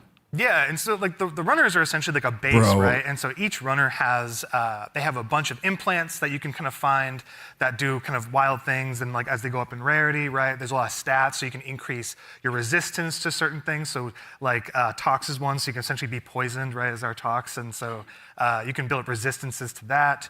You can increase your agility. There's shields, obviously, to make you a bit more durable. We have cores. Cores are really cool. They basically give you like extra passives. And at the base rarity, like they have these kind of passives that you kind of play around. At the highest rarity, they are specific to the runner kit that you have, the runner you're playing. And what they do is they really augment your abilities wildly, right? So you can, you're doing one thing and then you get like a chord specifically for glitch, and now you're like, oh, my double jump is a triple jump? Like that's how much we want to kind of push that, so that gear really matters. And so builds are like completely the implants, the cores, weapons, guys, weapon did they say weapons have like a pretty cool progression. There's going to be a beta? We have gold mods, which are kind of like the highest end of the Did they say if there's going to be a beta? pool. They're essentially like exotics in our game, right? What is the exotic version of this Magnum that can do some wild stuff? So yeah, like really it's the entire package together is what the build crafting experience is in Marathon. That's super exciting. And actually, to that same end, we got a question in chat as well from, I think, Firex. Yeah, Aaron, you're saying could be good. Look at Helldivers 2, myself included. I didn't think it would be one of the most played games. Yeah, it varies per map. The footage that people have seen a lot of, Dire Marsh. Yeah, I am worried about something players. Here. I'll talk to you guys about it when to that same end, I know we talked a little bit about Void earlier as well. Lars, can you walk us through maybe just your play style when you're approaching I'm a little bit worried. Sure. Not super worried, but a little bit. Let's go ahead and sell out the best strategy. I have to give away my secrets. So Void is really fun for me because it leans into this part of my personality that is like very devious. And so, if you go on a run with me, I'll be like, hey, any claymores you see, let me know. And I'm putting those in my backpack, and I'm doing crazy things like, okay, so Void has a prime ability that sends out, I think you saw it in the video, it sends like a wall of smoke that sort of like your home base when you do that, it's a portable. Because when you go in that, you become invisible, you get automatic active camo. So I'll do things like set that up to make people believe I'm doing one thing and then do another. So a lot of subversive things. I'll go in there and I'll claymore the inside, right? If someone comes in after me, they're gonna have a very bad time. But I also do things like I'll go to a place in the zone where there's high tier loot and I'll claymore it up and then close all the doors and leave and be like, I wonder if anyone's gonna show up. And then sure enough, maybe 5 minutes later I see the shield crack in the HUD and I'm like, yes, I can go back and see what's going on. So yeah, that's how I like to play. Yeah, how about you, Joe Cross? What's your go-to? Well, if you know me, I'd rather look good and lose. So I generally pick the runner with the coolest helmet, and in this lineup, I think that's clearly Blackbird. As far as my play style, I'm typically just a decoy. So it's like, Joe, go over there. Yeah, exactly. Look really great. Yeah, exactly. Just stand in the open for a little bit. Yeah. So that's the end of my run story. Fair. Well, we want to thank you all for your collective sacrifice. We appreciate it. So actually, to that same end, Josh, you're saying I was inspired by PS1, PS2 graphics. You've got a folder entire of some of your chat best plays, but hates what are on some the of your graphics. most memorable People don't runs listen so far? Some of my memorable runs are really when I think I'm going to be doing one thing, right? Like, okay, I'm going to do a contract. I'm going to be going here. I got to go into this room. I got to interact with this device. And I think it's like, I'm safe. Like I'm kind of doing like a routine thing. I can get in and get out if I'm like smart about it and really kind of listen for what's going on. Like there's no UESC around, there's no players around. And oftentimes there's another player, like the best moments is there's another crew that are going for the exact same thing. And there's this moment of like, you're about to turn the key to get into a locked room and then the other team is right there and you're like, oh crap. Like, and then you're like, this is all out war in like a hallway that seems to be like a regular hallway, but now it's just like it just gets crazy. And so I think those are the peaks that happen where thoughts on it and there's these when tense moments where you're trying to do something that lead to these very quick crescendos where, these mercenaries kind of going crazy and like all these players are jumping in. You make it sound like you're playing so carefully, but you're not. Listen, the tactics are happening fast. Okay. They're just processing power. The math is going. Like it's happening. It's improvisational, right? Yeah. It sounds like, runs can obviously entail a lot, but we also have a question from Sharky218. Is loot going to be just weapons, or is there going to be more for people to go after while they're out there in Tau City? There's a ton of them. There's a ton of them. Yeah, there's implants, there's cores, there's equipment. There's grenades. Consumables. Let's talk about grenades. Yeah, there's grenades. We have a bunch of different types of grenades in the game as well that you can loot in the world. We have valuables. We have backpacks. Yeah, attachments, weapons. materials, keys. And there's a bunch of stuff too that we're just, we call valuables, but like there's times when you're running low on money and you're like, I just need to do a valuables run. Venino, right now. you're saying with the $2 chat, the issue is the presentation, too much talk instead of gameplay commentary. Space Bank, yeah. Presentation is very a good key. segue from It's mixed. Some people like it, some people don't. What do I do with the loot would when prefer I to see more extract? gameplay Like, why does it personally, matter but in they the are long giving run? good info. Yeah, there's I don't know how variety long of it's gonna reasons. be, So a lot of it though. was related to sort of our factions and contract system. But if you want to talk a little bit about that, Lars. Yeah. I mean, we've got this entire system. Yo, someone's going to end we up call making factions. Bungie You're doing contracts. They're like work missions. on Last of Us and you are multiplayer being after this. greeted originally by AI representative because you are a You see an mercenary. unscripted match? Me too. Don't really have allegiance to anyone. They are going to pay you to do these jobs, and so they'll give you these missions to do. And as you're doing these missions, like Andrew said, sometimes you'll run into danger. But the cool thing about, I think, a lot of the faction and the contract system is like you could complete the, download the agricultural survey from this one area on one of the zones, and you're doing the thing, and you've sort of done it. So even if you die, you've still made progress there, which I think is a really cool aspect of that feature. But then there's also this other meta layer where as you're working with the different factions, they allow you to upgrade yourself over time, and so you can increase your heat meter, you can increase your loot speed, things like that. I was gonna say, you're trying to get as much loot as possible to meet the challenge of the world, right? Yeah. Like essentially, different missions get harder over time, right? Which means you want to have more loot on you so you can survive longer, so just in general, be able to do fight all the different, hostile entities in the world, like get through there's a POI on a zone that's heavily fortified by UESC and all of the different units that are there, the snipers, the assault units, like you want to be able to not only withstand that and players. So there's a lot of reasons why you want to get loot again. And honestly, like a lot of the loot translates into things like upgrades, that you utilize through the factions. But there's also an in-game store called the Black Market where you can use a lot of your currency and things like that to actually re-equip yourself if you go on a bad run or to upgrade yourself if you need anything from that space. So yeah, there's a lot of reasons to get a lot of good loot out. I don't think I'm ever short of reasons to get loot out. That just says something else about me, though. I'm just a loot goblin. So sometimes extraction shooters also can be seen as kind of hardcore and maybe tough to get into. What are some of the things that you guys are doing to make them easier to dive into?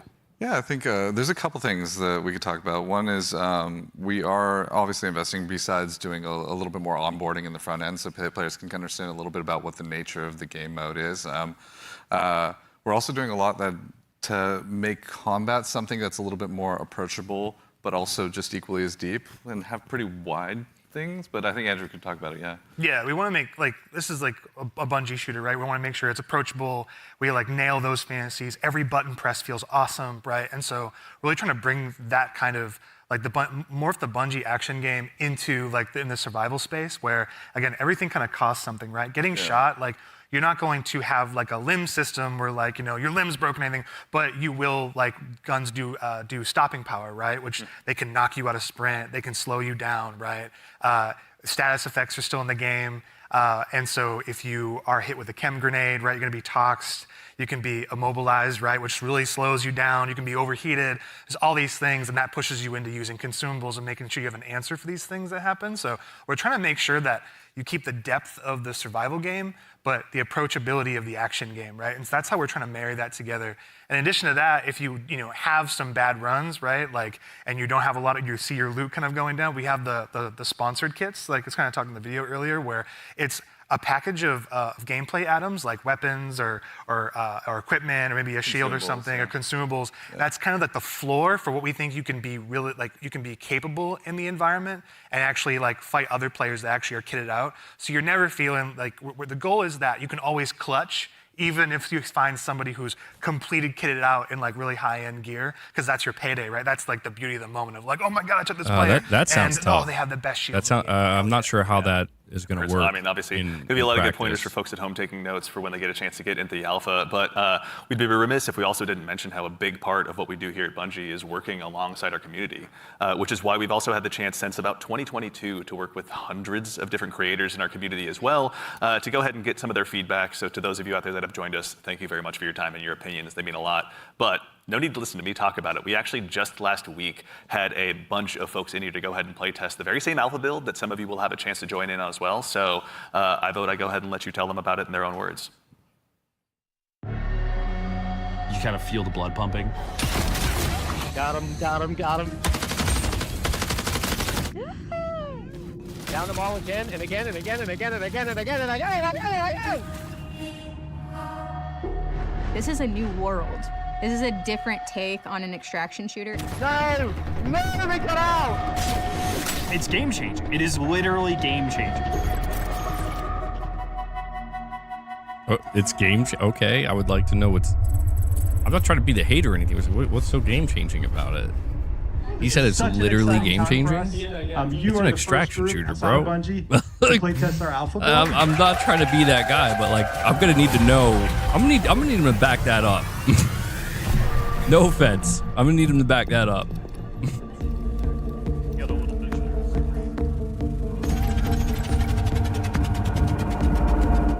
Look daddy up. Let's go. Okay, so we're getting a good look at the loot. Wherever you two are. This is good. This is good. Oh, we are bringing some money in this time. Quick read. Oh, you looking around? See yeah, I'm see who we're going to read with. This is what we wanted to see. Bio research is right next to us. Do you want to do the intercepts? Yeah. You just want to grab that real quick? Yeah, we can do that. You want to get going? Yep, Medro. That should be a good one. I didn't actually. I've not been there yet. Oh, okay. There's... Oh, yeah. So, for the gang, there is fall damage, and it is severe if you There is. I got a mod earlier that, like, drastically reduces it, though. So there are ways to reduce it. I may have just exploded my kneecap. If you dash right before you hit the ground, you don't take it saves damage. It'll break the fall, yeah. Happens to the best of us. AI on the right. Yeah, more AI inside the little shrubbery compound over there. A hostile unit is calling for reinforcements.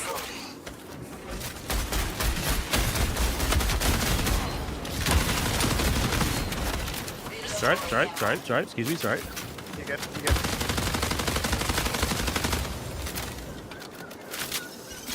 Yeah, still heading the field maintenance.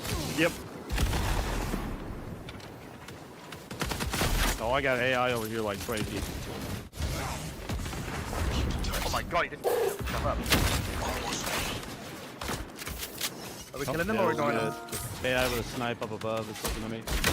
Hold on, Kane C7. I'll read your chat when this is over. I need some bits ammo. Guys, find me. There's a green tank right there. There's ticks underneath. Oh yeah, here I think. Player. Dead one. I hit one, pretty sure, but I'm 1, 2.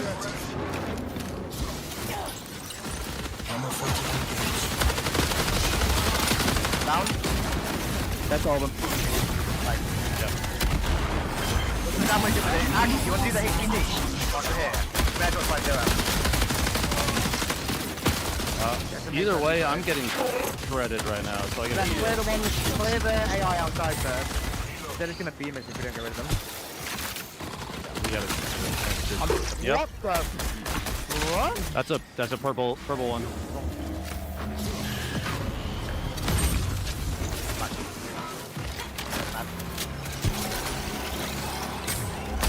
Oh hell! Wait, the one that fire like 5 knees. Oh, The Grenadiers, yeah. They're pretty. So it seems like they're getting like totally bombarded by AI enemies while also dealing with... Oh, mechanics kit. That's what we need, right? Just mechanical. There's a lot. I'm using it. Yeah, I'm inside with them. When you have the mechanics kit, it doesn't take anything. You're just good. Yeah. I'm unlocking the box. AI dropping in. Big ones too.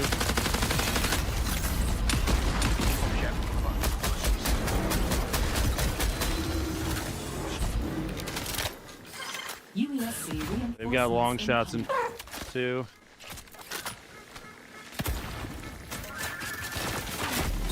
Oh. Yeah. That's gotta be. It's gotta be. I played one shield. There's a loot up there who's absolute. Oh my god, I almost had realised. Where are they? They're on the balcony, like south 200. I got one knocked. I got one knocked. Nice. Yeah, the AI are basically bots. That's annihilated, dude. Oh my god. On me. I'm out of ammo.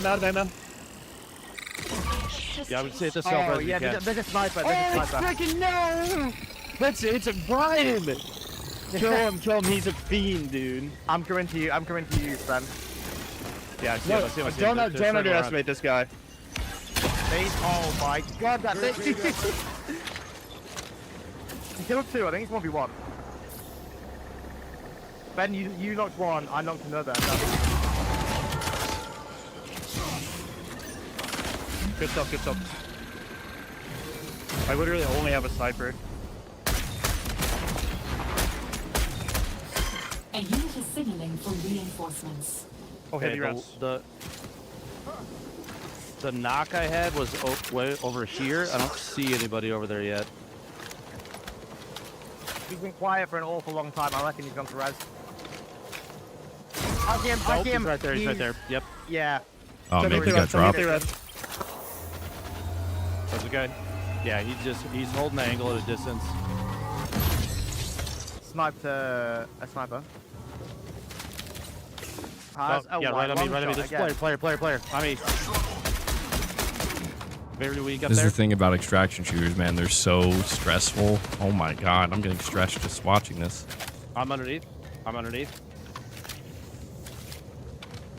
Are they where we got boys at now? Nice. Knocked one. That shotgun looks so good, though. I take shots on the right side, like east of him. No, if they're close. I got no tags. Oh. There. You got eyes? Yeah, A1. Yeah, Is that him up there? Is he upstairs inside? Yes, sorry, he was. Yeah, him. Or is that USAC? No, USAC guy right there. He was shooting something in there.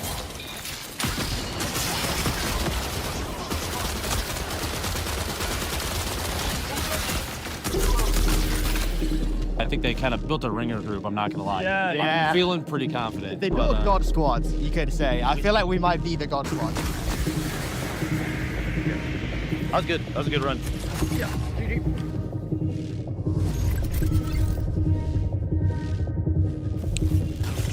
We got knifed some AI and grabbed some guns. We can go So, to wow. See, this is Bungie. I will say Bungie's doing it right Isn't there right one now. of those around here? Just flat out showing raw gameplay with people.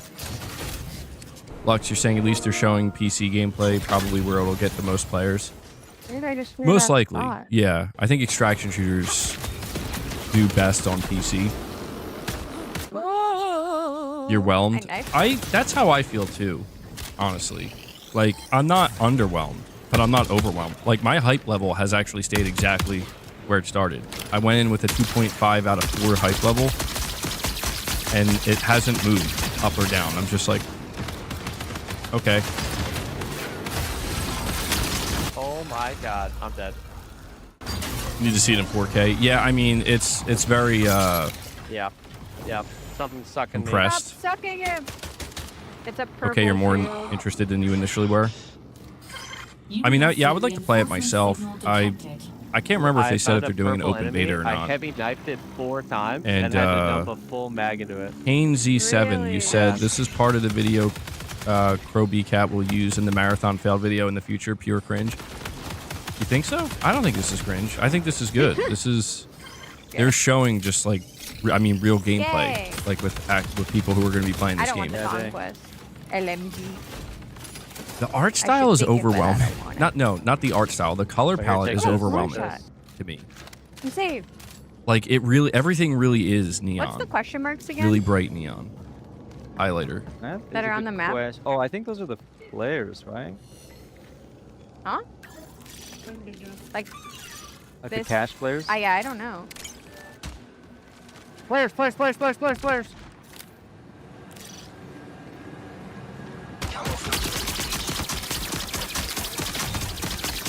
One is broken.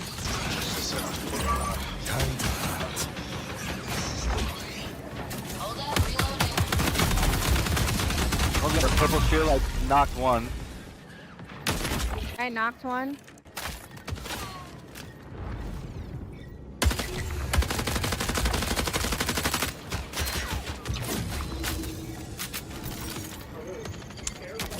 You're saying Concord greater than Marathon? No way, bro. Glitch is moving. I can't get behind that one. Yeah, Glitch is behind you at the moment. White shield. Oh, she's scared. I mean, this game seems significantly better than Concord, but I can also see why people are skeptical. Because, believe it or not, this does have some Concord vibes, bro. With, like, the classes and the kind of, like, creating the hero shooter vibe and the bright colors. I'm not going to lie. It does have some overlap, but minimal. Minimal. Tron Halo. That's a good description. Who has that? Me. You're curious what it is about the game that people don't like? The big items, the big drops, the stuff that's like really high value, they're like, I have to get this out. Doesn't matter if I'm playing Lucas or Void or Glitch. If I've got a better aim, I'm going to win. There's no other extraction shooter like that where I can have that kind of gameplay. When people find out about some of the secrets and stuff, they are going to lose their mind. 1, 2, 3. Playing so far has just been refreshing, I'd like to say. Everything felt really locked in. This being sort of the next full Bungie experience is an exciting moment. Jeff Keighley showing up out of nowhere. Was not expecting to see Jeff Keighley, man. That's funny. Mullen, you're saying looks fine. They'll get my 40 to try it. But if I am the Arc Raiders team, I feel very relieved. Arc Raiders looks way more appealing than 2025 too. I actually have to say, from what little I've seen of Arc Raiders, I would choose that game over this. I'm not saying this just because I work on the social media team here, but if Arc you head over Raiders to our YouTube channel, pretty we have a good. full 20-minute version of that. So youtube.com @Marathon the Game is where to find us. What is bro Also, same doing with there? all of our other socials, as long as I'm at it. But Lars, obviously, again, like we talked about before that I'm not going to lie, that really caught me off guard. It's just randomly, a random Jeff Keighley appears. Earlier at this scale before. So I've been at Bungie for Slopathon? a Oh while my now, god, bro. Since the Halo What are you 3 guys days, doing? and I think the thing, even since my Easy time, Tony, you're we've saying the been official really good Game about Awards is chat is working pretty with negative. players, working with the community is something we take pride in. I went on Twitter just to see what people were and on saying, this and all I'm game seeing in is particular, Concord yeah, flying we around, brought bro. people in, players in much earlier into the process than I think we ever have It before. lo- it- it's it, given us really good insight. You know, we tell them when they show up, be I don't brutally know. honest. I because feel like that's- Concord that's did how so we much learn, that's damage how to we anything Sony understand does what that needs looks to even change, what needs to remotely get like better. it in any way, And, shape, or I form. think it's been really great. People were saying Concord for even again, Intergalactic when that was these announced. folks were all though. here last week. You guys were in there with them. Some of you playing as well. JMR What saying was this it is like? on another level from super Concord. I exciting, agree. yeah. I mean, You can when see you have a lot Bungie's of, experience showing through there was the a gameplay. combination of players who we've been engaging with for a long time, and some players who were brand new. And it was great to see sort of like the mix of the both. Especially when you got to some higher level skilled players who just joined in and immediately got it and started destroying everybody, like tens and I'm really glad they Lupo showed was the in raw there. gameplay though. Yeah. That's definitely what we needed to see. Yeah. You Get a had feel some for what pretty awesome rounds are going to be like. Yeah, so it You was think pretty Concord looked amazing way to better than jump this? in, That's an and interesting I'm take. going to throw Nick under the bus for a moment here. Like, Lux, you're apparently saying he maybe was now on they the go back to team Destiny with, and do 3? Ryan and Jeff Keighley, and they were not having success. Y'all were like destroying them, the Clearly Nick was the creators. problem. And, yeah, it was probably your team that was destroying them. So I was brought in as like a hired Jeff hired Keighley got gun to help fucking get wrecked, Jeff bro. Through, and They're just I did throwing my Jeff job. Keighley under the bus right now. Like, bro sucks. That's so funny, man. Jeff Keighley Mission catching accomplished, strays. yeah. Something that he's used to, obviously. Which also, though, you The were you were saying PlayStation you were chat's not very observing a little positive bit either. As well, maybe not playing quite as I'm much. What was a it little like, concerned from for your the perspective, overall getting to see all these folks well-being jump of in this and game. play I'm the not game going to for the first lie. time, some of them. Based it was off of the awesome. reactions I'm It's awesome, seeing like, initially playing the from game people. for so long, right, and seeing other people I'll play give the my game. thoughts on it It's when just this a great is over. feeling, right, for like the whole team.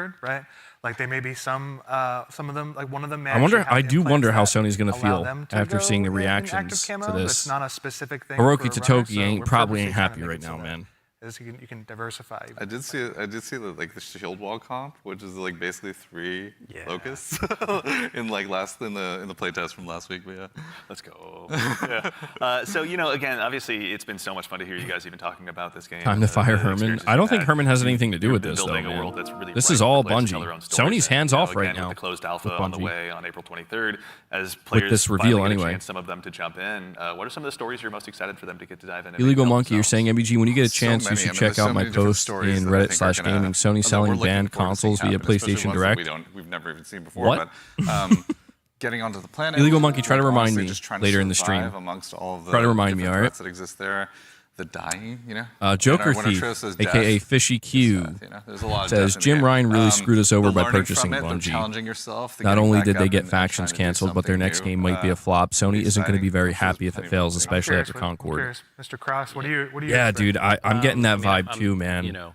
Like, I don't want this game to fail, Destiny unless it's actually bad. Like, it doesn't seem like it's bad, but it definitely seems like it's got an uphill battle. Sort of in a bubble for 6 years or something and like I that, still just feel like, man, The Last of Us Online would have been a success. Introducing the like, imagine if we were sitting here right now watching Naughty Dog talk extensively about The Last of Us Online. I feel like the vibe would be just night and day. I feel like people would be like, this is actually quite refreshing. We needed something like this. And so that exchange is always amazing. Yeah, check out the Discord. It's getting wild in there. I don't know. I don't know, man. How about you? Anything come to mind on your side? The thing that still gets me is how much money spent on the studio. That's all. Just to see people's reactions, basically being like, it's just time to see folks play. Maybe. We've been making the sandbox for a bit. Piper, you're saying, but at least Sony won, right? Activities and everything. Oh, come in the world, on. Right? It's just going to be exciting to see people react to it organically. I mean, let's not pretend. Let's not pretend we haven't been critical towards Sony's live service push. We have been. We have been. I have theories. I know you have many theories. Yeah. You think Concord looked better graphically? Dude, some of the Concord takes I'm seeing right now. Holy shit! Just about the conclusion of what's been a very I'm not saying I agree or disagree. I'm just saying it's like I'm very surprised. I'm almost seeing some people come out and be like, maybe Concord was better. Sitting behind these cameras here, and they're amazing. No, this can't be happening, dude.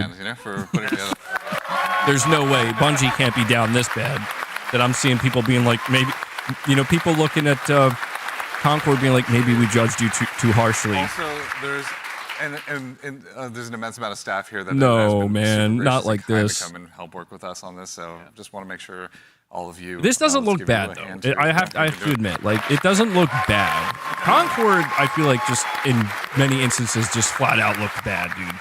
Like what is this? That's right. This so looks again, as we like it's going to have a struggle, though. Coming up at the very, very end, we've got a very special surprise. So go ahead and do yourself a favor and stick around all the way through till the end. But again, a huge thanks, Joe Ziegler, Joe Cross, Andrew JMeeks21, a member for 2 months, says, unfortunately, it feels like no matter what was showed, it seems like anything Sony shows now is panned online. Thank you so much to the entire dev team here at Bungie. Thank you so much for being here today. Whether you're here with us in person or you're at home.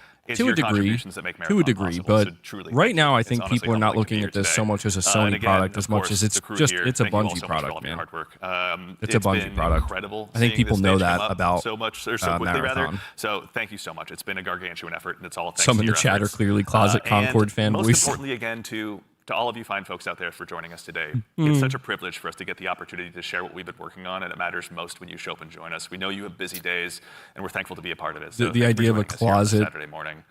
Being a closet Concord fanboy is we got something fun at the end. Hilarious. Make sure you stick around for a little bit longer. We're going to be rating Scarrow and Mr. Raffle Waffles, Milo, out there here just after the show ends. So go ahead and tell them we said hello when you get a chance to drop into their chat.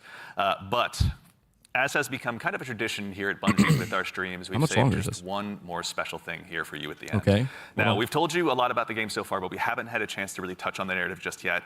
And we're really excited to build a story that's innovative in the extraction shooter space, both in and out of the game. And we'd love to show you a glimpse of that now. So we've had the opportunity to partner with Academy and Emmy Award-winning director Alberto Mielgo to go ahead and show you just a bit of a snapshot of what life is like on Tau Ceti. So we hope you enjoy, but in the meantime, oh, dude, this is giving me Concord vibes now, man. They're gonna have vignettes. I gotta twirl my mustache for this. I don't know why I'm doing that. I'm twirling my mustache. I don't know why. Oh man, they're really doing the whole vignette thing, aren't they? Overexposure, remember, for 8 months, as Marathon just feels like any other extraction shooter I played. It doesn't do anything new or exciting from other extraction shooters. Yeah, I think that might be a problem for this game. It really is bringing nothing new to the table. Maybe except the color palette, I would say.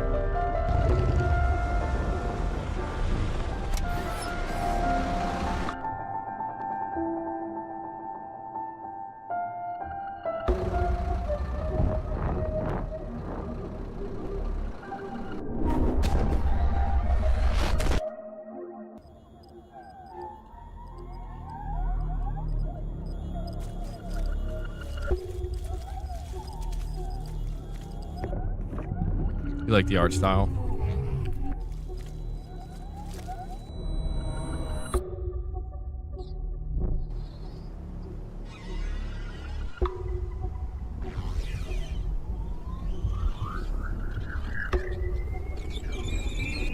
Drop the price. Shit. Is this a surprise? I think it is. I don't mean to laugh, but it's like, I think this is the surprise, dude. TV adaptation, of course. Oh yeah, actually that's probably what we're looking at. Some kind of series. Oh my god, dude. Now that's an underwhelming surprise. I met a traveler from an antique land who said, two vast and trunkless legs of stone stand in the desert. Ben Starr, ASMR? On the sands. Half sunk, a shattered visage lies. Could be worse. Frown and wrinkled lip, and sneer of cold command, till that it sculptor well those passions red which yet survive. Stamped on these lifeless things, the hand that mocked them, lifeless thing that mocked them, and the heart that fed, and the heart that fed.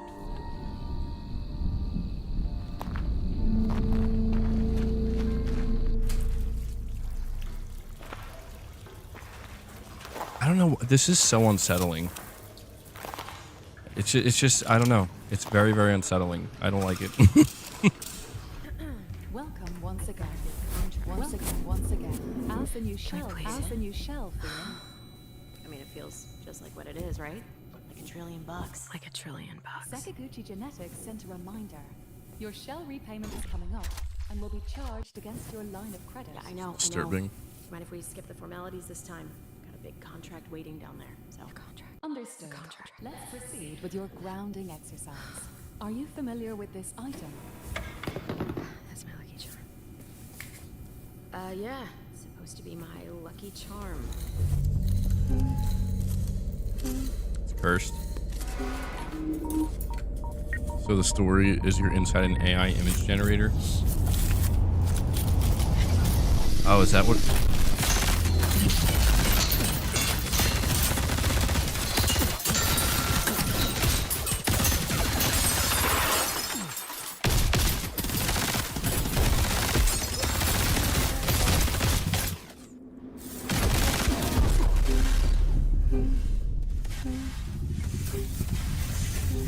Bro's getting absolutely wrecked.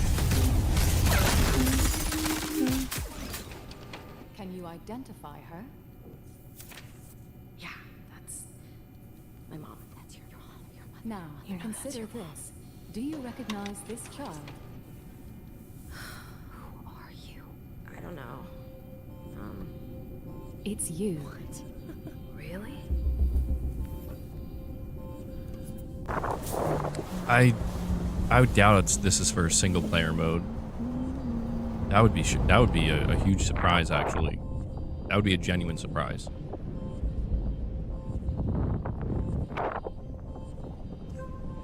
Heavy Concord vibes in this? I think so. Hey, what's that you always tune into? Worth anything? I don't know, but I like it. It speaks to me. James, you're saying it looks like Love, Death, and Robots? Portal vibes? You ever wonder what happened to these people? It's not my business. And this music is. You'll have a tough time finding a buyer. Good. It's not for sale. Give it to me.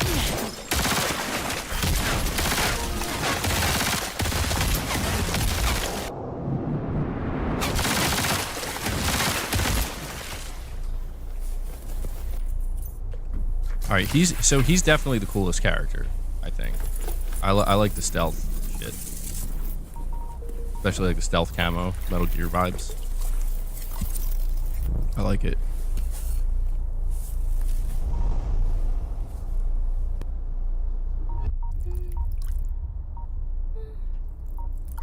He's like, I like it. Maybe we could be friends. Joker Thief, you're saying if Marathon turns out the way we think it will, just imagine what Fair Games will be like. Oh my god, I forgot that game still has yet to be formally revealed.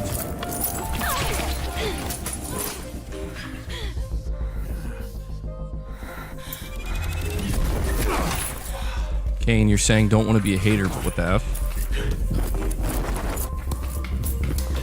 I mean, this is really a long thing they're showing here. I wonder if it's just straight up a cinematic for the game.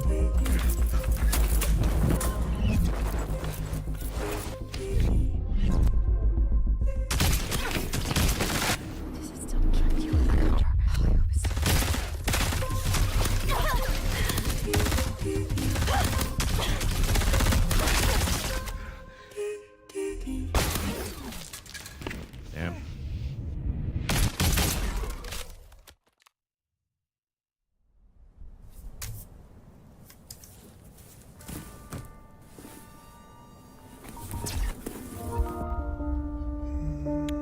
James, you're saying you think it looks cool? Not gonna lie. And on the pedestal these words appear. My name is Ozymandias, King of Kings. Look on my works, ye mighty, and despair. Nothing beside remain. Round the decay of that. Why would bro just stand there like that? Boundless and bare. Sponsored by Apple AirPods. I know, right? You're waiting for it. Stretch far away. You think the cinematic made the game look cool? It's definitely interesting. Really interesting cinematography going on.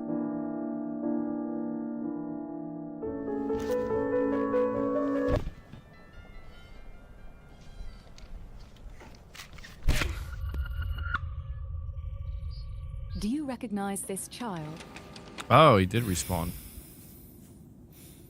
I don't know. Is that me?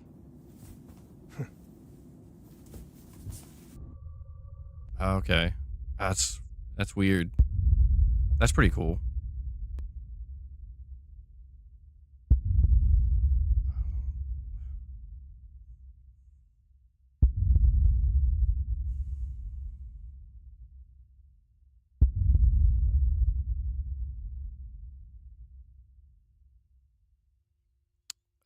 Join the Discord to sign up for the alpha.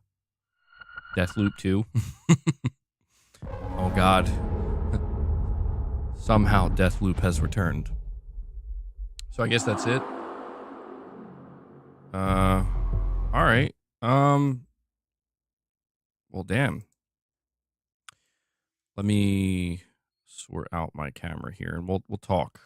We will talk.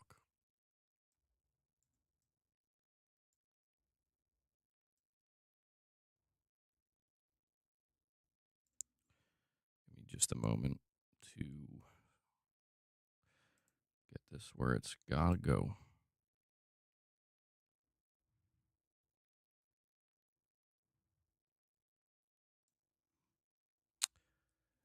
All right. Let me get out of here. Come back to the live chat. Pragmatic Cat. You're saying here, member for 37 months. Thank you for that, by the way. You're saying this looks like the ultimate cookie cutter live service game that combines everything people like about live service games. I'm getting Titanfall X Destiny vibes. Personally, I prefer the art style of Destiny. Okay. We also have Release the Kraken says, y'all are writing us off, but Destiny/Bungie fans are pumped. The difference in energy between this channel and Aztec Cross is insane. Concord vibes is a massive reach. Sony fans are just traumatized. Dude, I love the idea of it's specifically PlayStation fans being traumatized. Well, it's interesting you mentioned that, Release the Kraken, because my assumption is that Bungie players or people who, regularly play extraction shooters, I imagine they're pretty excited about everything they just saw. Because so my opinion is that this game does not look bad at all. I actually think it looks good. It looks promising. It has all the things that a game needs technically to succeed, I think. The art style looks fairly unique and interesting. The gameplay looks very smooth, very solid. The only real big problem, and I think this is a big problem for this game, is kind of what other people were pointing out, where they're like, what is it doing to really differentiate itself and stand out? And I do feel like that's kind of, that is to a degree subjective, but generally speaking, it seems like people are kind of looking at this. Again, I'm not speaking for the Bungie community. I'm just speaking for myself and basically what I'm seeing more generally speaking. And they're kind of like, well, I don't know. It kind of looks like a lot of other games I've seen, right? I think the question that really needs to be asked is, what is Marathon doing or going to do that's going to convince people to leave the live service games they're currently playing to play this instead? That, to me, is the struggle. And Kane Z7 comes in and drops another 5 memberships for you guys. Kane, thank you so much for keeping the member train going, man. Bringing us up to 33 members on the day. I very much appreciate that, my friend. Thank you. Appreciate it. Easy Tone says, you need to be unique to stand out in today's multiplayer market. In Helldivers, the stratagems, manual reload, resource management, etc. added a unique intensity. This just looks like a solid shooter. And yeah, I think Marathon's going to end up exactly where I predicted it would end up, which is, if you recall, when I was talking about my expectations for Marathon prior to this reveal, I said numerous times that I think Marathon's going to just be good, decent to good, and it's going to find a place for itself. And I think that's true. Corey, you're saying it's 2 out of 4 for you? That's basically where I am. I'm at like a 2.5 out of 4. I don't really feel excited. I don't feel underwhelmed, though. I don't know. I feel whelmed. I feel like, yeah, it does. I've played extraction shooters before. I've played Battle Royale a lot. And what I saw in that gameplay demonstration all seems very, very familiar. The only thing that seems to be that Marathon seems to be doing to differentiate itself, in my opinion, from any other game that, is a shooter, an FPS, an extraction shooter, Battle Royale, et cetera, whatever, is it's and Bungie kind of talked about this, it's the Bungie feel of gunplay, right? You could see that. Like, it very much looked like Destiny multiplayer, or PvP, I should say. It looked different in some ways as well. I think the audio design was on point. That was, to me, something that stood out as well, on top of the just color palette and the art style. But I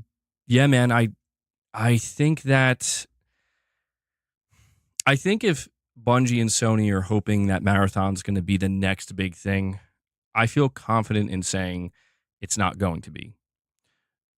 But I don't know what Sony's expectations are. I don't know what Bungie's expectations are. I do believe that if their expectations are, we just want to find an audience for this game, have it be relatively successful enough, right, where it carves out its own spot, I think they can do that.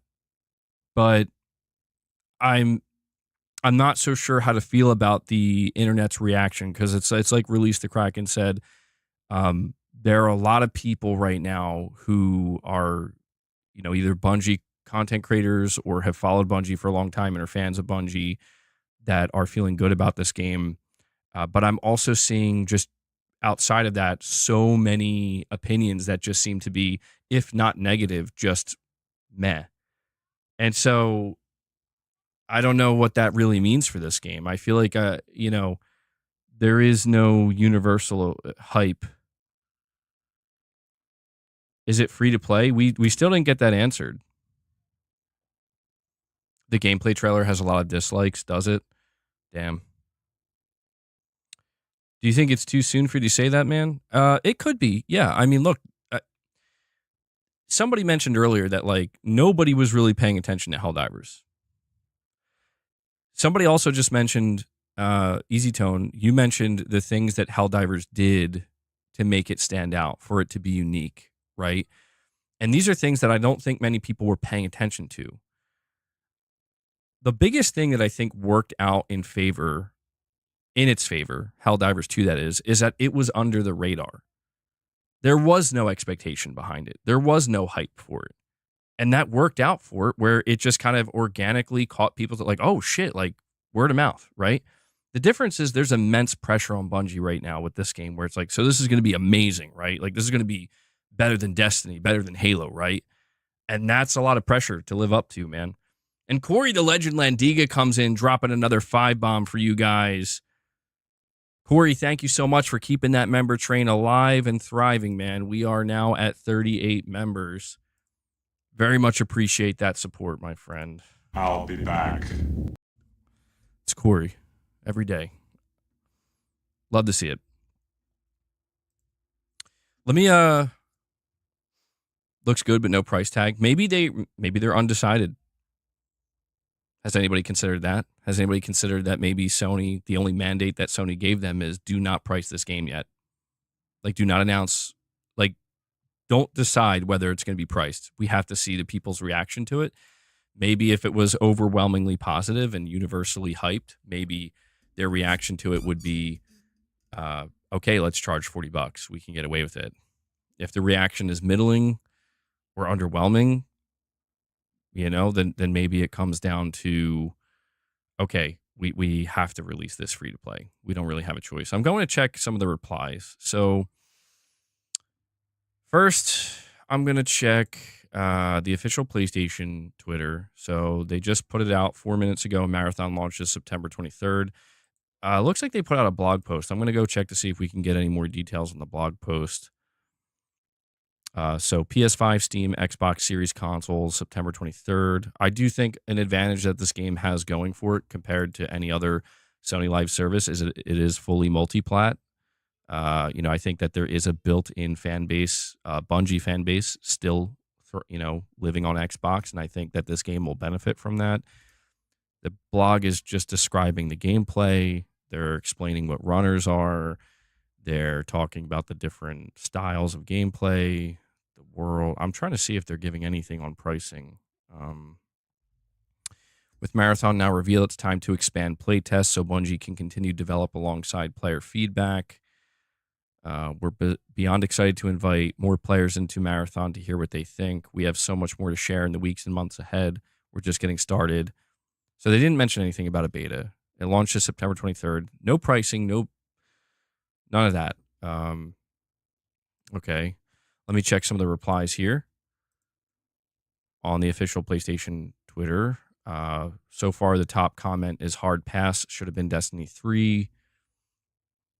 Somebody puts a yawning emoji. DOA, Concord 2.0. Looks like another game that will appeal to a completely niche set of players. Just another game to join the flop list. Looks terrible. What the F is that? It's okay. So it's safe to say that the replies and the response on the official PlayStation account is not looking good. Insomniac retweeted Marathon saying congratulations to Bungie on the reveal today. And literally every reply is negative. Okay, let me go on the official Marathon post. The official Marathon post putting the trailer out.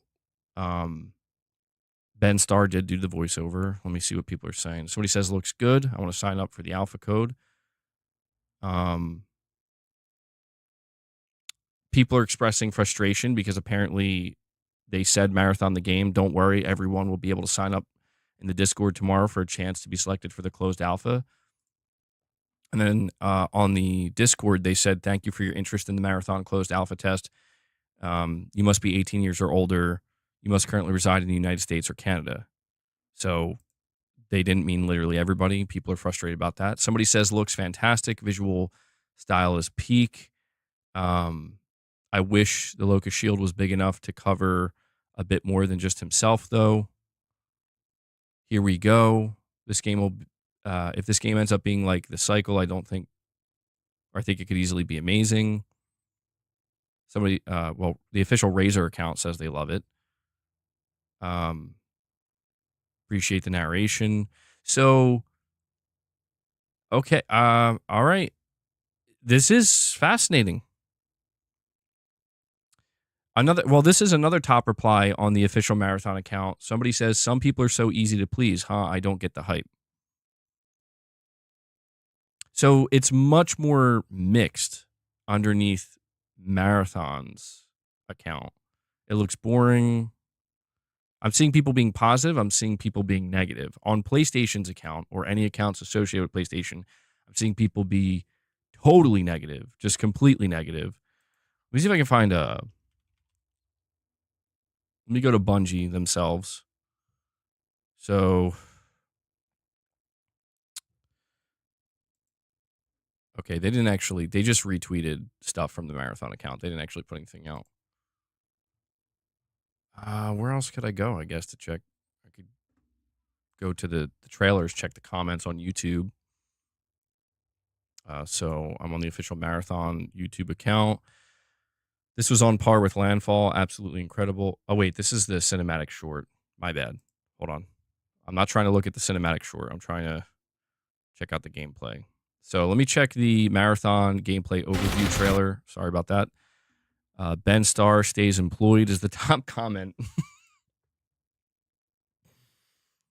Bro, Jeff Keighley's account. I don't know if I want to check Jeff Keighley's account is always negative, dude. Jeff Keighley, like, there's like never any positivity. You like the hat, Prince G? Thank you. Check Wario64's latest tweet. All right, hold on. Let me go check what he said. Dude, I love how the top comment on the gameplay trailer. Okay, this is very important. Marathon is going to launch as a premium product, meaning players will be asked to pay full price. Marathon will have a battle pass, 3 maps, 4th map arriving shortly after launch. And that right there, I see Concord is trending, by the way. That right there, I feel, is the death rattle. Now, when they say full price, I mean, there's no way they mean more than $40, right? Like there's no way when they say a full price product, they mean like $70, bro. I don't believe that. Share the screen. You want to read it as well? I think $50. There is no price announced yet. Quote.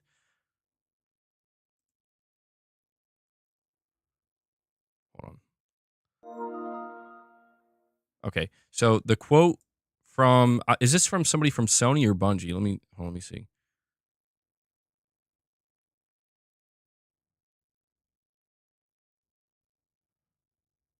Okay, this is from Zegler. Joseph Zegler, is that his name? So he's from Bungie. Quote, Marathon is going to launch as a premium product, meaning players will be asked to pay full price. Mullen with a super chat saying, Helldivers and The Last of Us make you want to live the fantasy of the IP, be in that world. Arc Raiders also. Marathon is too abstract. Slick style, but hollow? Maybe? You're asking if it's hollow? I don't know. I mean, that cinematic at the end that they showed, I do think was pretty cool. It definitely got me more interested in the world and the characters and the idea of there being more story behind it. But I will agree, it is very abstract. And that could be to its advantage or disadvantage. They're taking a bit of a risk on that. But the reception to the cinematic short seems to be pretty positive. Looking at some of the comments on the official gameplay reveal, Cycle Frontier is back. Seasonal storytelling, I hope they won't make previous seasons unplayable. Is it free to play? Because if not, you're probably in for a bad time. It's worth noting that's one of the top comments on the reveal trailer on the official Marathon account. Somebody saying if it's not free to play, you guys are probably in for a bad time. This game is going to have so many microtransactions.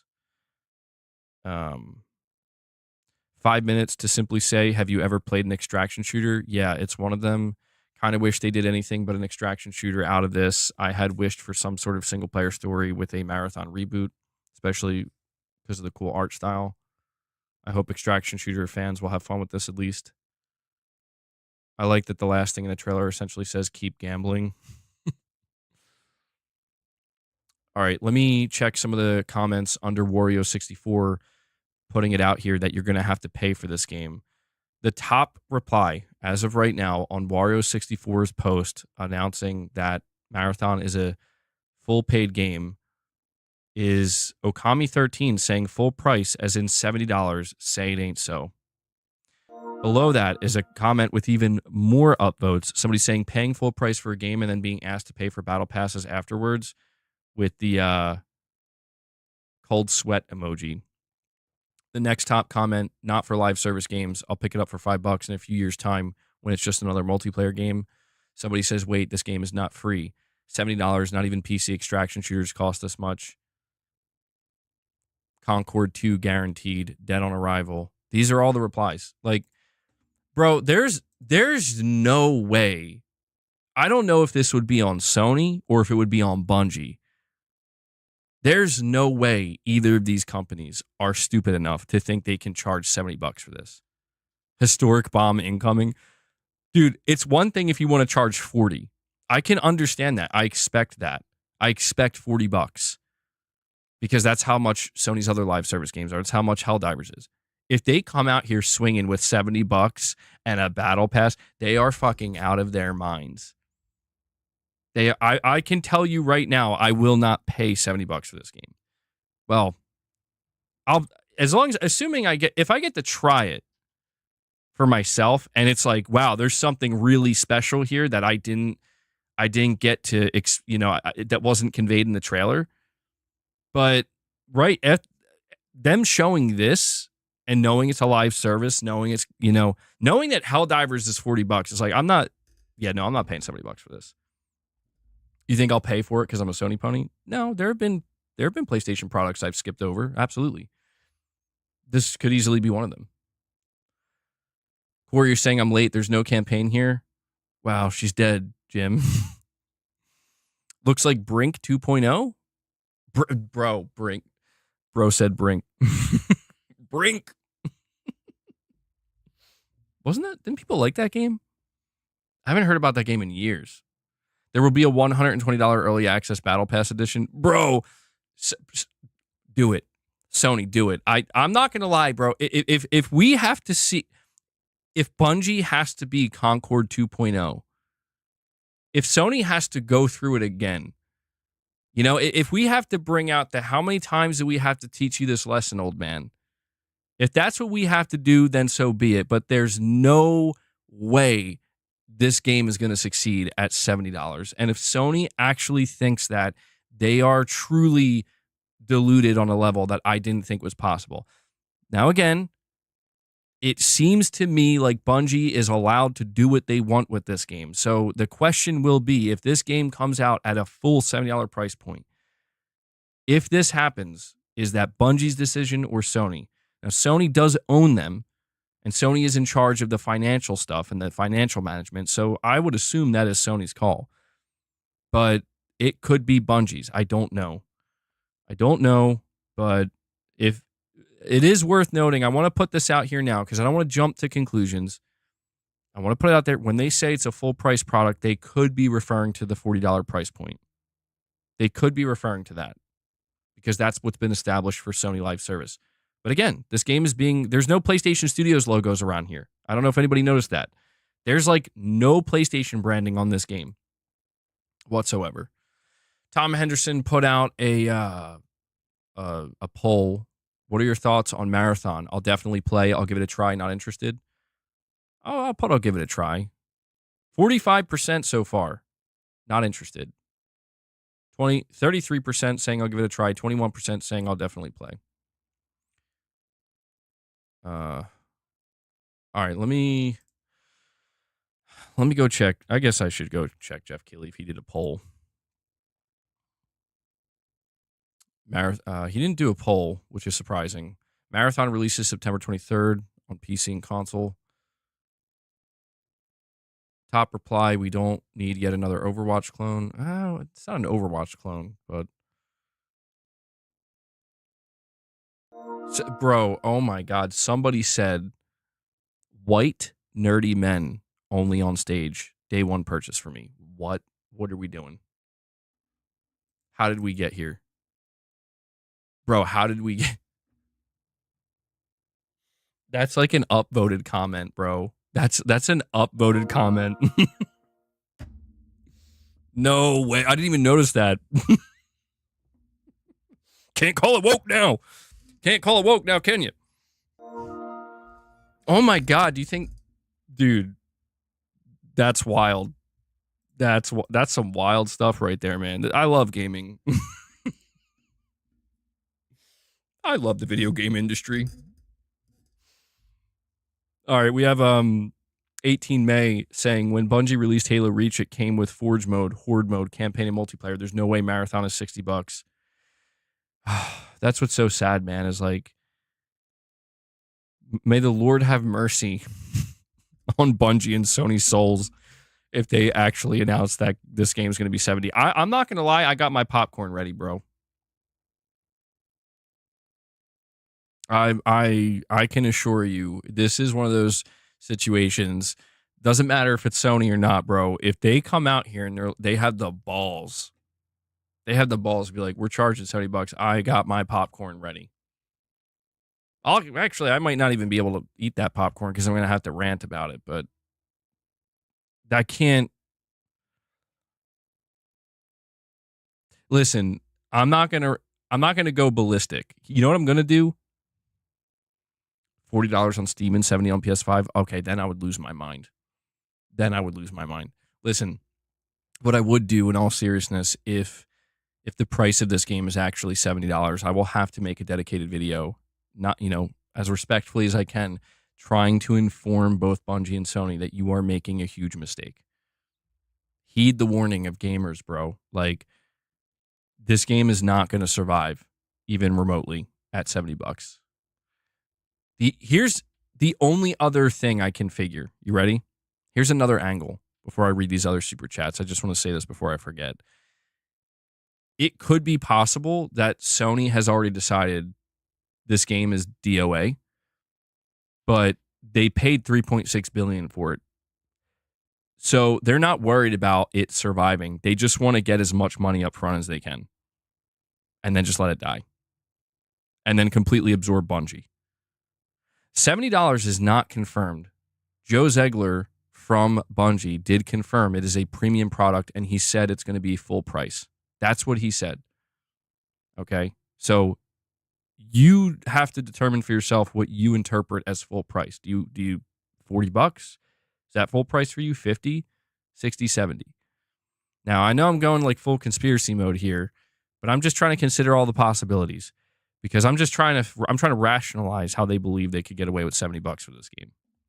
That's all. $100 early access. Oof. Yaron, you're saying 100% free to play or Game Pass game. It's also day one Game Pass. Could you imagine that? Not day one on PS Plus. Day one Game Pass, bro. This is the future we chose. Dun dun dun dun dun. Cue Terminator theme. We have Eon233 saying, from skimming the articles, quotes, the person does not say premium product full price. The writer does. Oh, okay. Hold on. We got some misreporting here. Hold on. Okay, let me... All right. Wario64 followed it up by saying, it looks like marathon pricing hasn't been announced at the event. It's worth noting that other online titles launched at $40. All right, it's a long article. That's the problem. I'm not trying to read this whole article right now. Let me see if I can find it.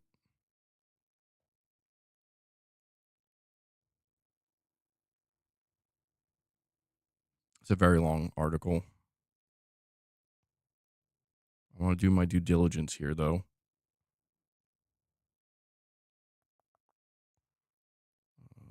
Okay, I'm still... it's worth noting that Marathon takes place in the year 2893. So that's something they revealed.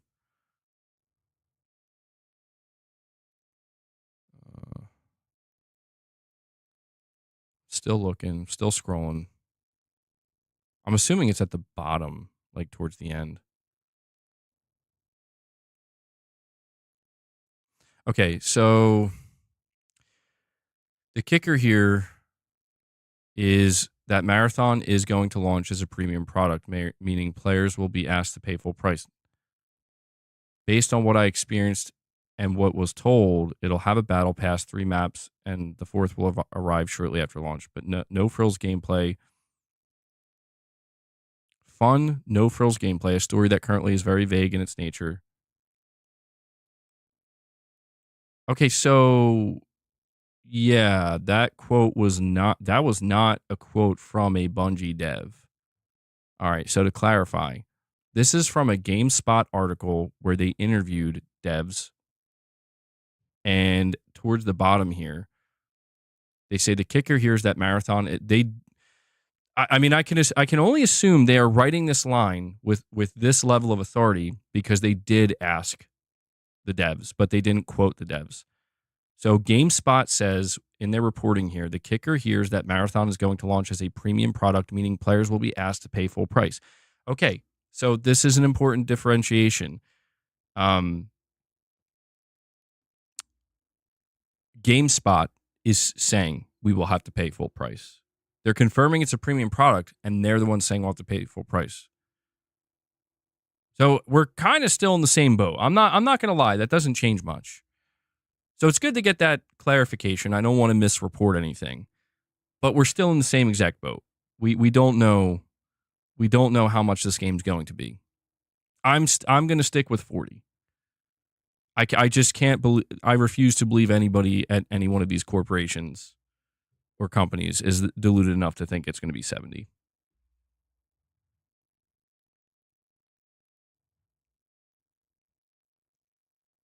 I mean, yeah, they're saying premium full price. That I would love.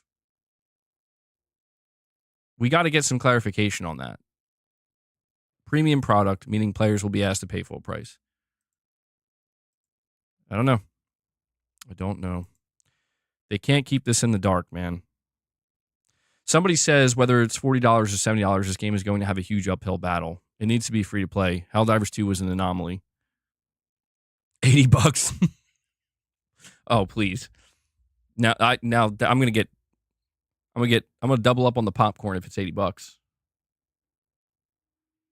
Black Ops 4 and Battlefield 2042 are both full price with no campaign. Bungie's a big dev too. Yeah, but Battlefield flopped. All right, Battlefield 2042 flopped, B-Flesher, and this game is not Call of Duty. Like, whether you love or hate Call of Duty, you have to accept that Call of Duty is also an anomaly. No other game can really do what Call of Duty does. And if you don't believe me, watch any other developer try to mirror what Call of Duty does and watch them crash and burn. Call of Duty is, let's just face it, kind of lucky. You know, that they what they've been doing for the last 20 years, technically, on paper it shouldn't work, but it's worked for them. And so they kind of have is it unfair? Like, if, to other developers, probably, but it's Call of Duty, man. Like, they've carved out not even a small, but a very large space for themselves that cannot be shared with other devs and other publishers. Whether it's fair or not, that's a different conversation. That's just the reality of it. So, like, if Bungie thinks, or if Sony thinks, well, we can do that too. You could try. Go ahead. You're not gonna. Sorry. Doesn't really, Bungie's name really only holds so much weight at the end of the day. Yeah, exactly. Like, Call of Duty is basically solidified. Now, if this was Destiny 3, here's the kicker of all this. If we were looking at Destiny 3 right now, this entire conversation would be different. People would pay $70 for Destiny 3, I think. Or at least they would have an easier time being able to sell a game like Destiny 3 for $70. Destiny still holds weight, and a proper third version of that game, I think you would see a very different response from the internet right now. Something I'm seeing that's persisting is people saying they abandoned Destiny for this. By the way, guys, if you haven't already, please take a moment and hit that like button. If you're enjoying the stream, I appreciate you guys being here. Appreciate you joining me today. If you want to help the stream out, you want to help my channel out, just take a moment and hit that like button. Darkborn, you're saying, how come Sony gets yelled at, for this stuff? Call of Duty can pump out the same game every year at full price, and Skyrim got remastered 7 times. No outrage. Because we need to hold Sony to a higher standard. Simply put. I think that's what it is, Darkborn. I think it's good to see people trying to hold Sony accountable because, yeah, what I just said about Call of Duty, that's what happens when there's no accountability and no competition. That's what happens when the fan base becomes totally complacent and just accepts what they get. Although, to be fair, I mean, Call of Duty, it still does offer overall value for what you pay for. Like, they give you a lot of content. But the idea is, like, is it the same content as recycled content? Chances are, yeah, it is. But, same thing with anything else, right? It's like, we don't want to see people overreacting. That's just as annoying as silence. Like, overreacting doesn't help because you're not going to ever be listened to. Like, companies are never going to listen to the overreactions. What we need is to just kind of, be honest about these things where it's like, I'm not here to place the blame squarely on Sony's shoulders for a Marathon because it's, Sony didn't make Marathon, Bungie did. Saying Wario 64, but we do have to place some blame on Sony just for the simple fact that, Okay, hold on. Important update, breaking news. Paul Tassi is reporting, quote, okay, I have confirmation that Marathon is not $70, not even close. He put that in quotes. Quote, not even close. This is stupid. Why? Okay, then why not reveal the price? Like, this is already problematic. $20? Okay, if they go lower than 40, now they might be cooking. It's going to be 90.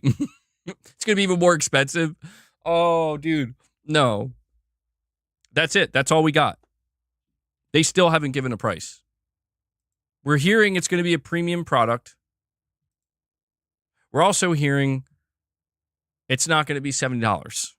I'm sticking. Look, I'm nailing it down. It's going to be $40. Pricing is unconfirmed, but it's reportedly $40. Battle Pass confirmed, 3 maps at launch, 4th map shortly after. See, this is automatically, bro. Like, it's already happening. So $120. I'm locking in 40. They're scared to announce the price. They should be. They should be scared, bro. Dude, Sony is... Listen, if Sony does have control over when the price is announced, they're absolutely terrified. Sony is so scared right now. Hiroki Totoki's profusely sweating, okay? I have to keep in mind, like, this is after Concord. Every time somebody at Sony sees somebody talking about Concord in reference to Marathon, they're getting heart palpitations, okay? So they're terrified to announce anything, I think, more than this.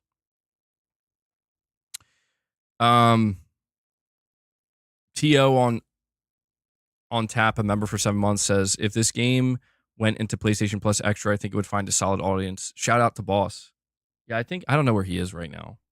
But yeah, shout out to Boss.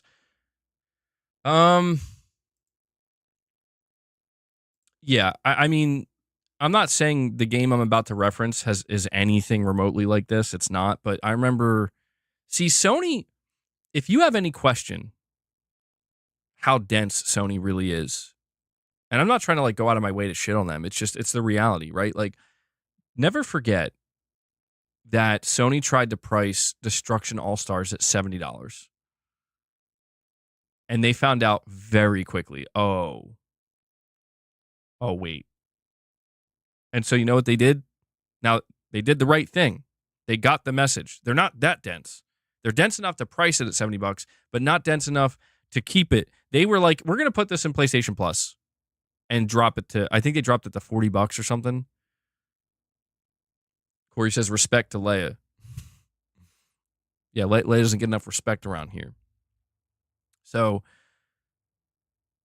oh, it's $50? Okay. It's still too much for Destruction All. That's still way too much for Destruction All-Stars. That should have been like $20. There will definitely be a $120 pre-order edition that gives you beta access.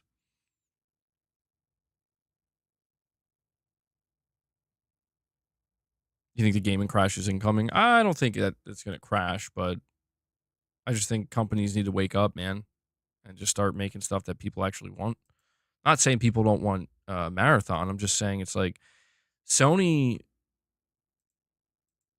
I don't know, man. Like, it's tough because Sony really wants to find more success in live service. We streamed Death Stranding 2's last reveal. 10-minute Kojima trailer, and people were thrilled, dude. People are so hyped. Not everybody. I mean, there are definitely some people who are like, I'm going to pass on it. But the energy that I could feel, and maybe that's just the nature of my channel specifically, because somebody did mention that, Bungie channels right now, the energy is ecstatic, right? Maybe that's just a difference in, what appeals to me and the general audience here. But people were very, very excited about that and feeling good about it. And I feel like the energy that I'm feeling based off of this is like the polar opposite, where people are like, ooh. Joker Thief, you're saying MBG, I have a funny feeling you're going to turn into a PC channel in a few years. No,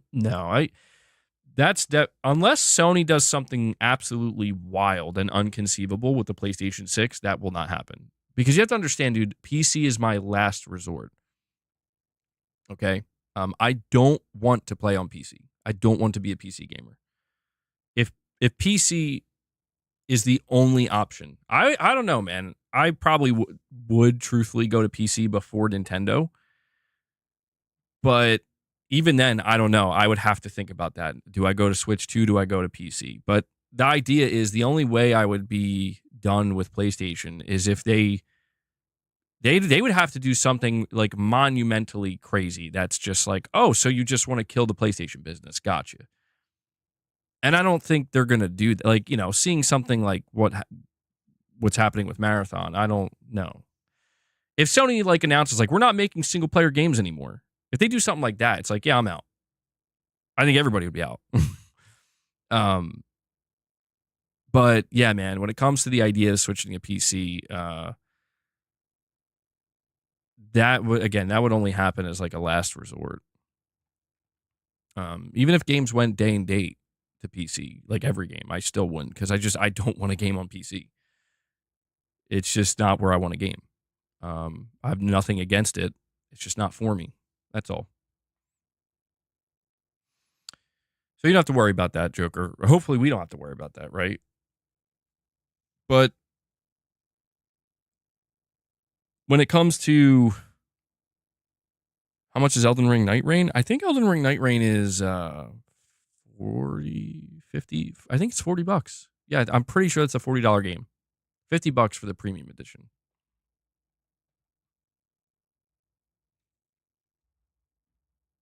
I want to try Marathon. I'm not feeling very excited about it. I don't feel nearly as bad as I did about Concord. I will say this game overall seems like it has, if not many, some things really going for it. To whereas I feel like with Concord, I think the people who are trying to make the comparison to Concord are being a little bit disingenuous, where it's like, bro, Concord had nothing going for it. And I mean that. They had literally nothing going for it. People didn't like the way it looked. They didn't like the art style. They didn't like the gameplay. They didn't like the characters. They didn't like the setting. They didn't like the price point. They didn't like anything about the game. There was nothing redeemable about Concord. And if you looked around, you could not find anybody really. I mean, maybe 0.01% of the gaming player base was saying something positive. You could not find anybody saying a positive word about Concord. I feel like right now, if you look around, you can find people, enough people, uh, talking positively about this game, showing some excitement for it. What I think is very detrimental, though, is, and we have to keep things in perspective, Sony did buy Firewalk for Concord. They bought an entire studio. We heard that Firewalk maybe had 300, maybe $400 million in total dumped into them, not exclusively from Sony, but Sony probably paid anywhere between $200 and $300 million when it was all said and done for Firewalk and for Concord, and it blew up and they made zero money. So $200, $300 million loss, right? That's nothing. That's a drop. Well, not a drop in the bucket, but that's essentially nothing compared to $3.6 billion. The big problem, in my opinion, right now with seeing a somewhat middling reaction or somewhat underwhelming reaction to Marathon is that this, make no mistake, this was the most expensive PlayStation game reveal in the brand's history. Corey, you're heading out, man. Well, I appreciate you stopping by. Yeah, I don't know how much longer we're going to go with the stream, but we should be back tomorrow with some regularly scheduled content. I don't normally stream on Saturdays, but, I had to make an exception for this, which is fine. I'm glad I did. I'm having a pretty good time. We do have to understand that Sony paid $3.6 billion for this company. They grossly overpaid. And we found out in the last couple of years that Bungie was severely financially mismanaged, and Sony just basically inherited a giant headache. This is the first new game that we're getting from this $3.6 billion acquisition, and there's no denying that if you pay $3.6 billion for anything, it's got to be a home run. This is currently not a home run. This is, I would say, I want to say it's in the middle, right? Like it's not in the outfield, but it's not a strike. You're not, it's just in the middle. It's in the middle. And I honestly believe that when you consider that Sony paid $3.6 billion for this, that to me, yeah, infield. There you go. That's what I was looking for. Infield single. Thank you, Smurf. I'm not, my baseball terminology is lacking right now. You think it's a strike? You think they're striking out? It's a bunt. A single. That's it. Okay. Yeah, that it could. A lot of people are probably like, what's a bunt? Wes is like, did he just say blunt? The point is, it's not a home run. Not even close. And that, to me, no matter which way you slice it, is problematic. When you consider the fact that Sony, this is by far and away the most expensive thing that Sony ever paid for. Could it turn around? Could this game suddenly take off, become the next big thing, and be the biggest moneymaker Sony ever had? Sure. Does that seem likely from what we're seeing right now? No. We just saw raw, unfiltered gameplay, which credit to Bungie. Got to give them the credit. They showed what a lot of developers are afraid to show, raw, unfiltered, unedited gameplay. And I got to give them a lot of credit for that. And I'm very glad they did that. But I also think that in doing that, it made it very easy for people to decide whether or not this is a game for them. And based off of what I'm seeing, a lot of people have made the decision, either A, this game is not for me no matter what, or B, if it's not free to play, it's not getting my time or attention. I don't know what Sony's expectations are for this game. I don't know what Bungie's expectations are. But what I do know is that Sony is not going to give up the pursuit of live service after the success they found with Helldivers 2. What I also know is that Sony's going to have a very difficult time finding the type of success they're chasing in live service if they don't fully understand what made Helldivers 2 so successful. What we are seeing with Marathon here, I don't think it has that type of appeal where it's going to get that word of mouth like Helldivers 2 did. I think the reason why Helldivers 2 found the success it did was not just because of how unique it was, but it was that strong, and I mean really strong word of mouth, the kind that you can't put a price on, where people are like, dude, you got to play this game. I don't think people are going to be saying that about Marathon. With all that being said, though, I do think Marathon will be able to carve out enough of an audience that it will be relatively successful. And when I say relative, I'm basically saying relative to, modern extraction shooters. I think it can find an audience. I think it will do okay. But I think at the end of the day, ultimately, and I know I may be calling it early, but I've seen enough. I have enough information now where I feel relatively confident. I guess I'm using the word relatively. I do feel confident in saying that at the end of the day, ultimately, no matter which way you slice it, Sony buying Bungie is going to be a mistake. If they bought them for $1 billion, maybe we could argue how big of a mistake it was. But there's no denying that paying $3.6 billion for this, I just don't think Sony has handled their live service approach well at all. I think it's kind of nuts. The more I kind of let it soak in, I do think it's kind of nuts that Sony was willing to shelve something like The Last of Us multiplayer, something that would have actually made sense for their brand, for their player base, for their console, and the players playing on that console, but also for them trying to expand to PC. I think it's kind of nuts that they were willing to shelve that. And granted, maybe it was at the risk of we don't want to piss Naughty Dog off. But just allow things like Concord and even this to just, I don't know, man. I don't know. I don't want to come off as overly negative because truthfully, I don't think there's anything to be overly negative about here. I think that you're seeing some hyperbolic reactions. I think you're seeing some people being like, oh my God, what the F is this? And it's just bro, it's not what we're seeing is not crazy. I think that's the problem. There's nothing here to evoke any type of, I think, anything other than oh, okay, yeah, all right. And I think that's a problem. I think it's just when you pay $3.6 billion for something, the reactions got to be, holy shit, bro, this is going to be amazing. And maybe there are some people saying that right now, but I don't know. That maybe I'll be totally wrong at the end of the day. But all I can say is that for me, my interest in this is 50% basically, where it's I have played games like this before. I think that Bungie is nailing the feel, the vibe of you're saying it's a bit disingenuous though. They didn't pay 3.6 for Marathon. They paid for Bungie. Bungie saved Sony a lot of money in live service stuff. In reality, that's Ahoy Tyler. I'm going to be honest, man. That's actually not correct. Bungie has lost Sony in an incredible amount of money. They didn't save them. It was the opposite. Sony, it's clear that Sony panicked.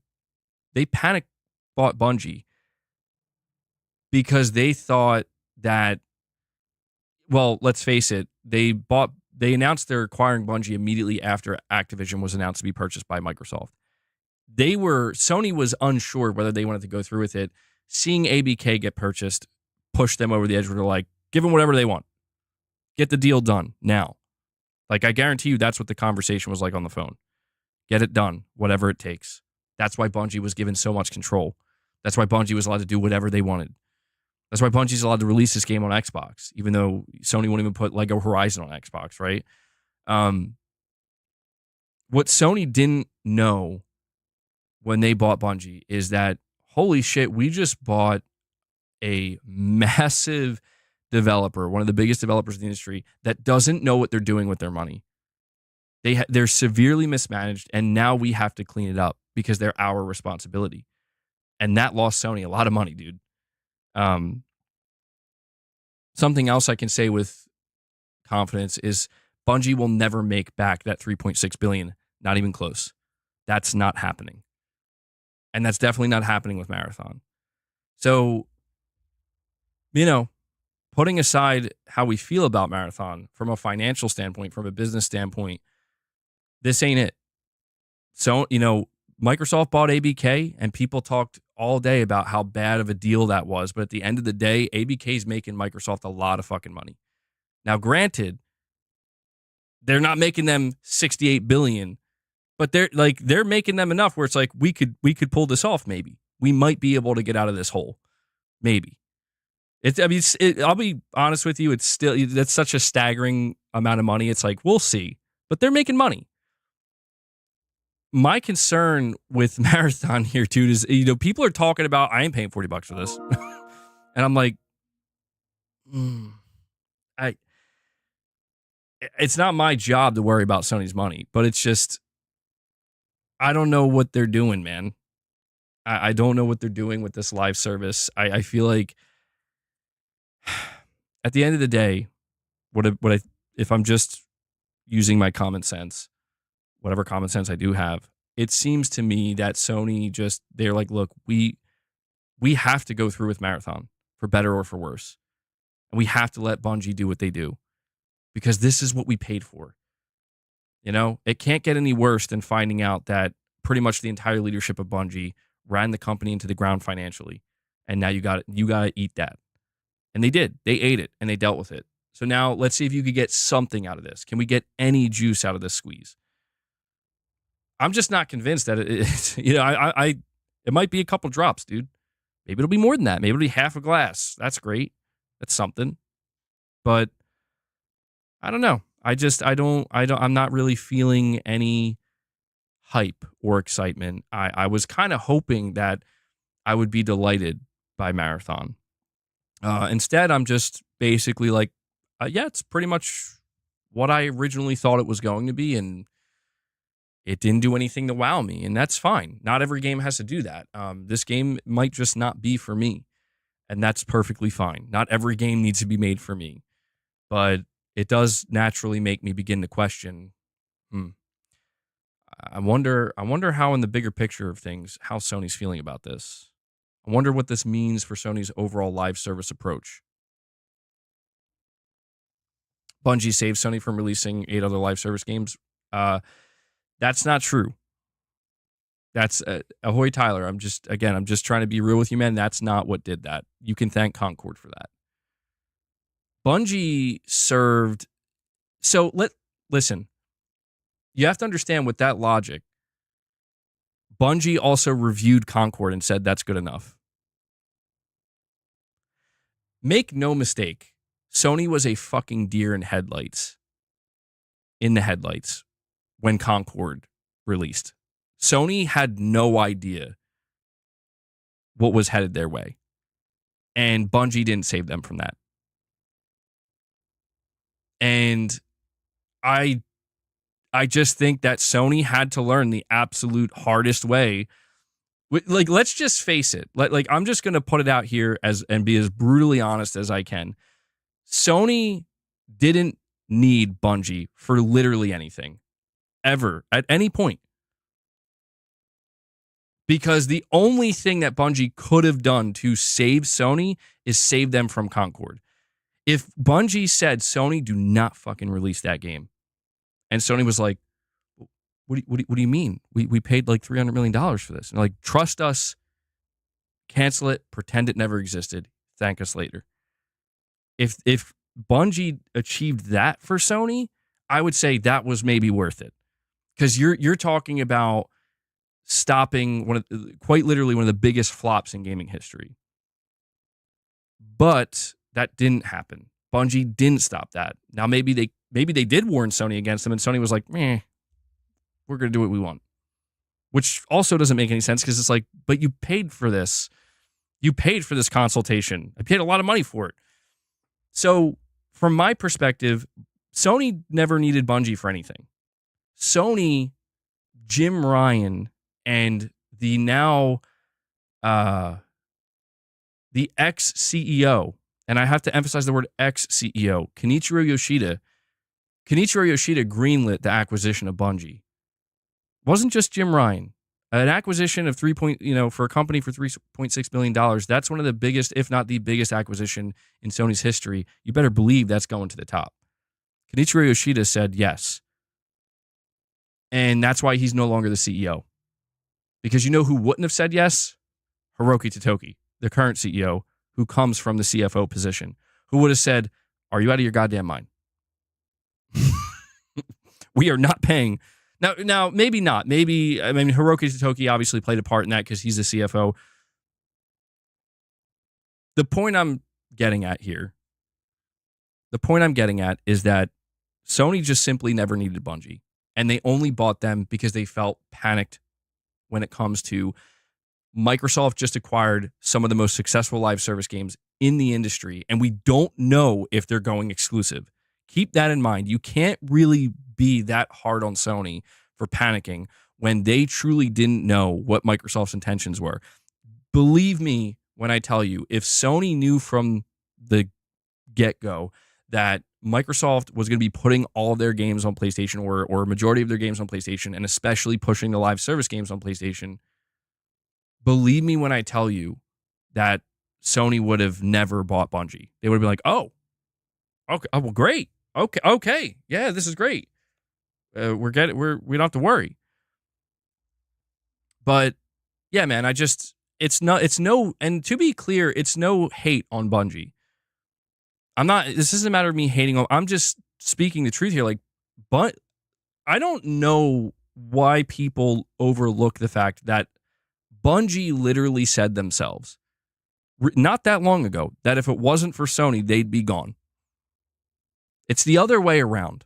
Sony saved Bungie, dude. And that's not me giving props to Sony, because I think Sony is, again, I think that was a huge financial mistake for them. But that's their money, not mine. Whatever. You want to say Bungie, say Bungie. But Bungie said that. Not somebody on the internet, not me. Bungie said that if it wasn't for Sony, we'd probably be gone right now. So I don't know I don't know how this ends. And I don't know that I really care at this point, because the only thing I do know is that Sony's not making that money back. They got to try to extract whatever juice they can out of this squeeze. And it seems like Bungie enthusiasts are relatively interested or excited for this game. And that could help Sony. But in terms of, the question has to be asked. And I'll ask this question point blank. And I'm not saying that anybody necessarily has the answer, but I'm just kind of curious to see what people are going to say. Has Bungie peaked? It's a simple question. Have they peaked? Are their best days behind them? I think the answer, if I had to guess, the answer from a lot of people, I think, is going to be probably.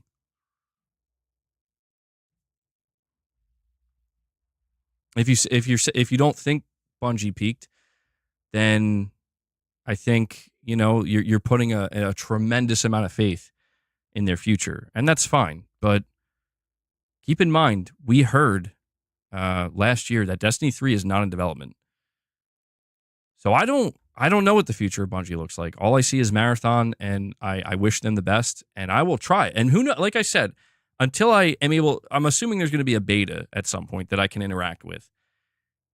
I may end up being totally won over by this game and be like, dude, this game is actually totally, completely addicting, and I love it. And holy shit, I'm going to be the biggest supporter of this game. But right now, I just kind of feel like, yeah, it looks pretty good. Okay. But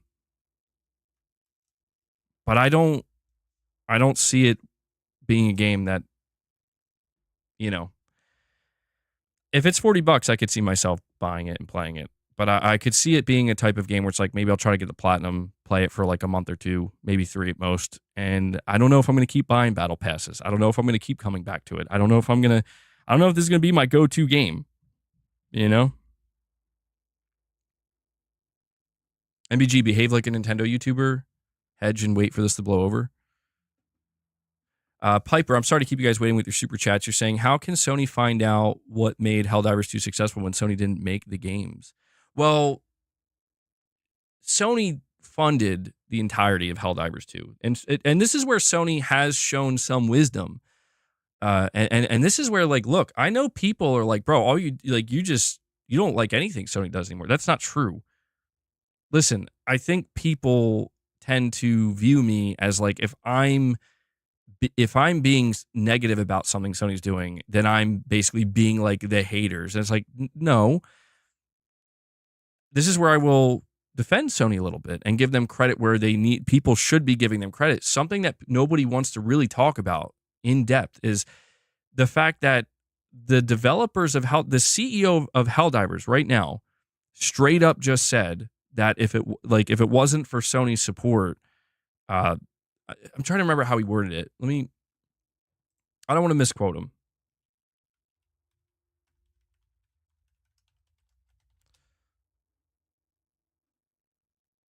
Hold on.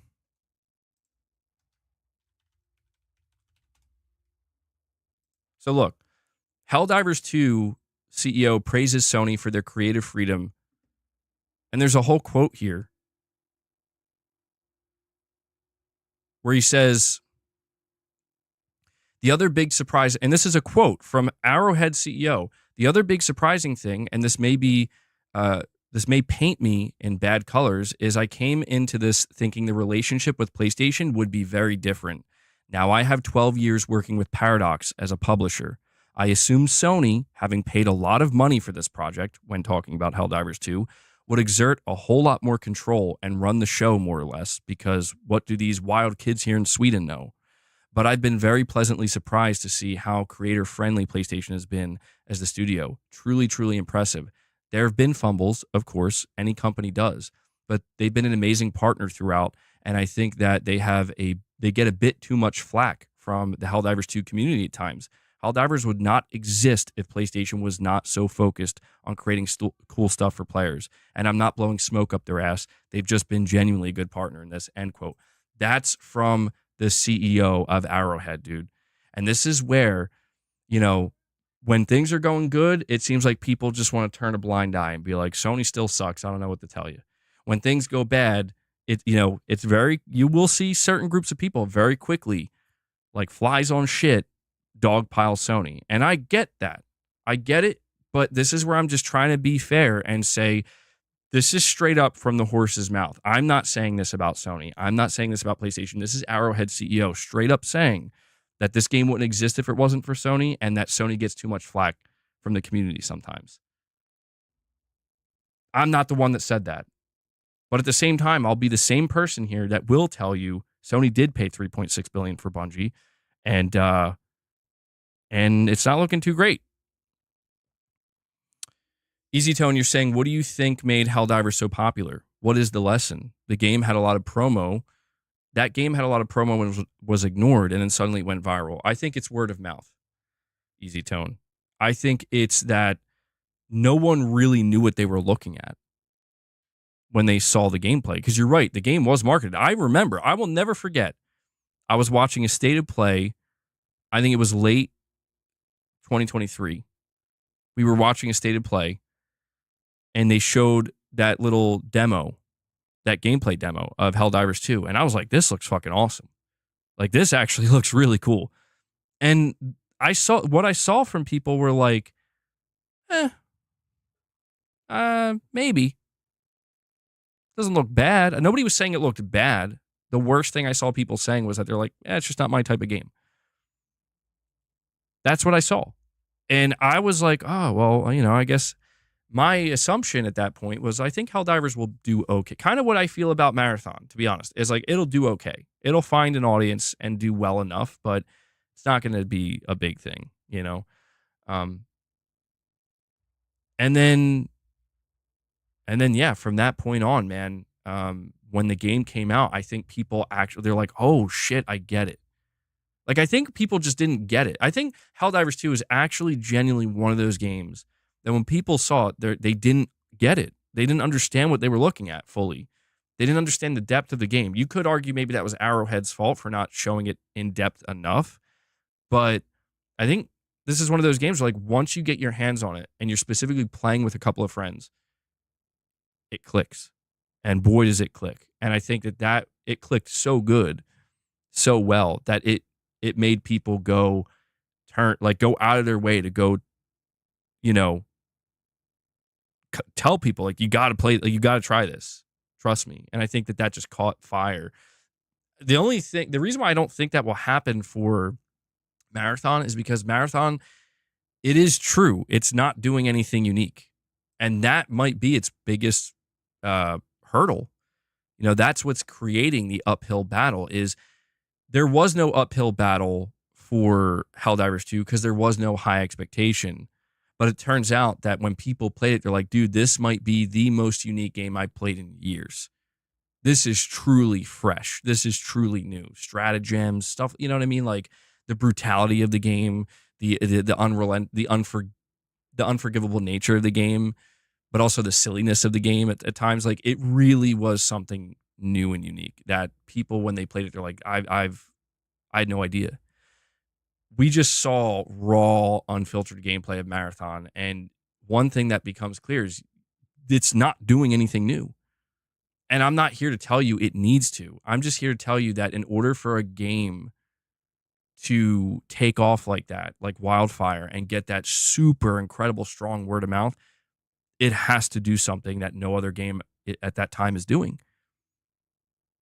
And there could be some tricks that Bungie have hidden up their sleeves.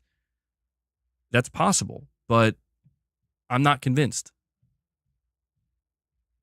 But who knows? It did. I will say this, just to keep things fair, right? Keep things balanced.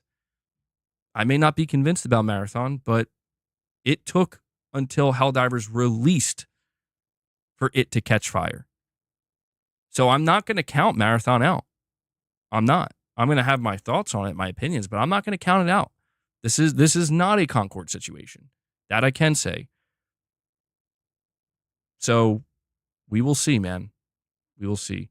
Marathon tweeted not full price, details this summer. Let's see. Yeah, so Marathon, the official Marathon account tweeted, Marathon will be a premium title. Marathon will not be a full-priced title. We'll announce details this summer. Okay, so that, very good on them. Good on them. They got it. They're getting ahead of this, which they need to do. GameSpot, the way they worded it, they were wording it as a full-priced premium title. And Marathon, Bungie, they're getting out here making it known that's not what it is. So I'm sticking with my $40. That's what I'm sticking with. But yeah, all things considered, I don't think this was a bad reveal at all. I think I disagree with people who think this was a bad reveal. I think the reveal was good. I think, to be honest, I think the way Bungie handled it, I know people were saying that they were doing too much talking. I think it was a good balance. They opened it up, let the devs talk for a minute. Then they're like, here's the reveal trailer, the gameplay reveal trailer. They show the trailer. Then they let the devs talk for another 10, 15 minutes. Then they're like, oh, here's some raw gameplay, like unfiltered raw gameplay for like 10 or 15 minutes. Then they let the devs talk a little bit more. I'll be honest with you, I would love to see Sony do something like this for one of their games. That would be awesome. Now, I don't know if they can, because, one of the reasons Bungie was able to do the reveal with this type of cadence is because it's a live service multiplayer. But I think people who were saying that there was too much talking, I think you have to keep in mind, like, if this was a game you were excited for, you'd probably want to hear them talking about it and giving more details, right? So try to keep that in mind. But I think the reveal was good. I think the gameplay looks good. It looks okay to good. It doesn't look bad. The worst thing I think you can say about the gameplay is it looks maybe generic, right? Like it looks very samey to a lot of other games. I think that's the worst thing you could say about the gameplay, which isn't that bad considering, like, that's most games these days, to be fair. It's not often you see a game coming out showing like, we have a completely new gameplay hook and mechanic. So I don't think it was amazing. I don't think it was bad. I think it's 2 out of 4 for me, man.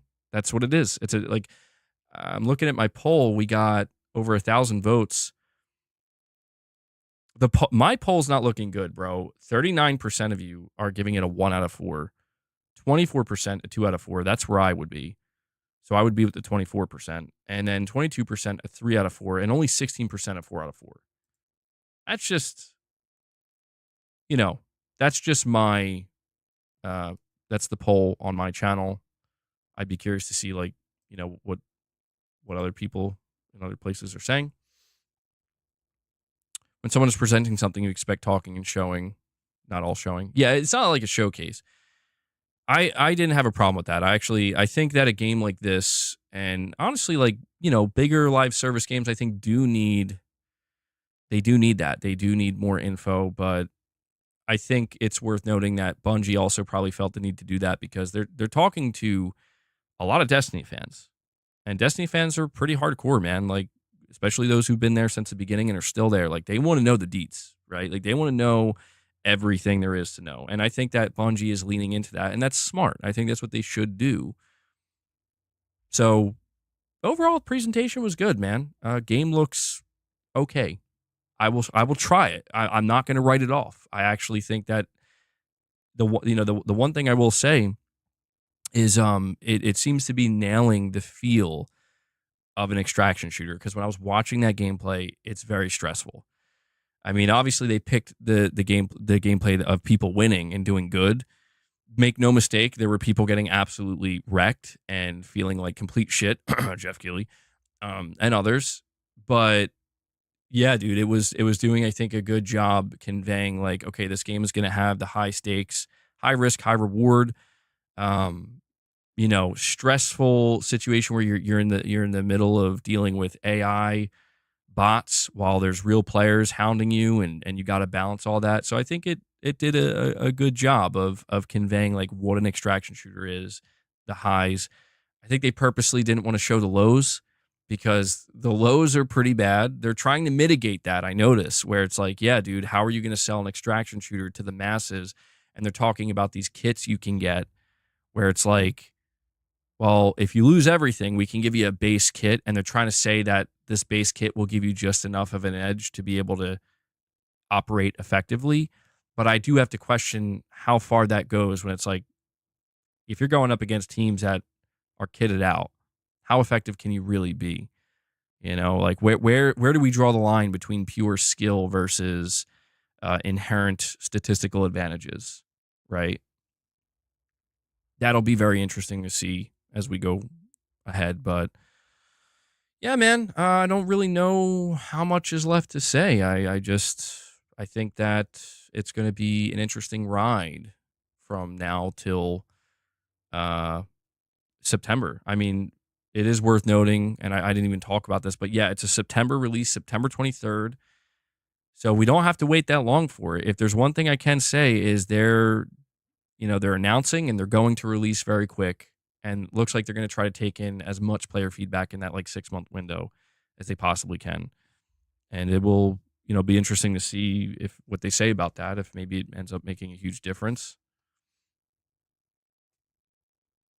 Official mod message. Hit the like button. Drop test your Xbox and recommend MBG stream to others. Yeah, guys, if you haven't already, please hit that like button. We're going to be wrapping up here momentarily. We will be back tomorrow, and I'm sure we'll be talking more about Marathon tomorrow as well, which, it'll be impossible not to. But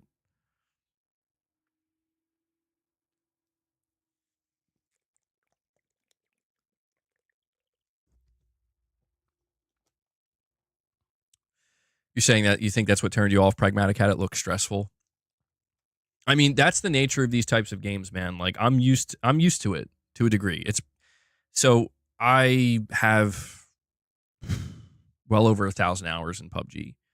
I got totally addicted to that game, and that is one of the most stressful games. Like, you really that game does teach you how to, like, operate under stress of, like, you've been playing for the last 30 minutes, 35 minutes, and you're making it to the final wave or the final 2 waves, and there's like 20 people left, and you are on the edge of your seat. Your heart rate's going. I mean, honestly, it can get stressful to a degree where it's like maybe not good for you. But you don't want to be that guy. You don't want to be that team that's like, we made it to the final 3 and we just got wiped. That's the nature. you know, high risk, high reward, man. But the highs are very high. Believe me when I tell you that. I'm just going to go do one more quick check up here. Man,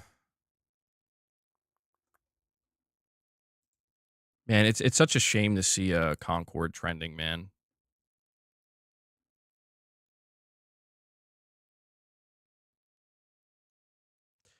This is unfortunate to see. I don't know if this is a popular opinion. It got 282 likes and 42,000 views, but somebody says characters from Bungie's new game versus Marvel Rivals. Sony seems to have learned absolutely nothing from Concord's failure and Marvel Rivals' success.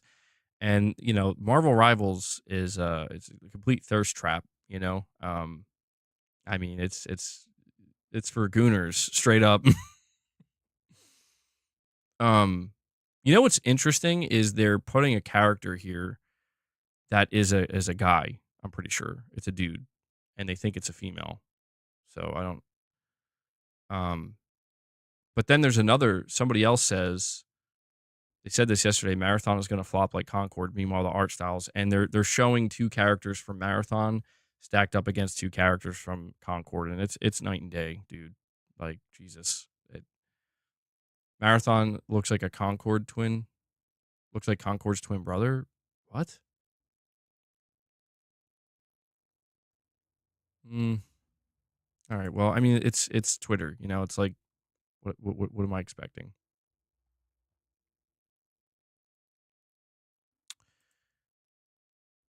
All right. Well, I guess that will pretty much wrap it up here. Just make sure no other info came out. Any info I missed, I guess we could talk about tomorrow.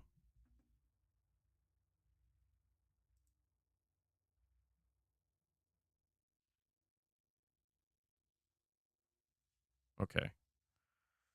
Well, the final thing I'll say here before wrapping this up is I guess this was the big presentation, I think, for Sony this month. I have seen a lot of people asking, like, when are we going to get Ghost of Yotei gameplay, a possible state of play, a showcase. I think that this is the biggest thing we're going to get from Sony this month, I would assume, unless there's going to be some kind of surprise thing that happens at the end of the month.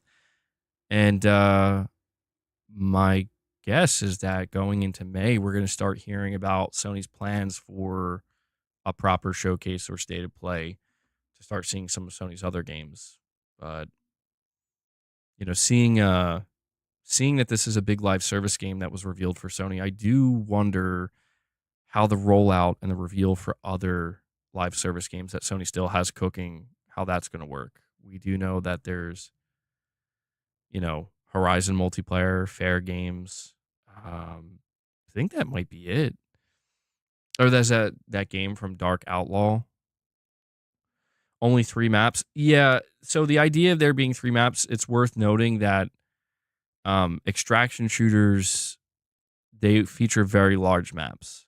So the idea is these 3 maps are going to be very large, very open. I did hear that it's up to 18 players for Marathon. Some people were expressing a bit of disappointment in that, but you know, I think you'd have to like play it yourself to really get an idea of like if it flows well with 18 players, given the size of the maps. Oh yeah, Project Gummy Bears. Oh yeah, I forgot about that one too. That one's probably the most concerning because based off of what I read, it's like I don't know, man. You know, seeing how harsh people are being right now to something like Marathon, I mean, it makes me very nervous for the way people are going to react when they see Project Gummy Bears. Because believe me when I tell you, if Marathon ain't for you,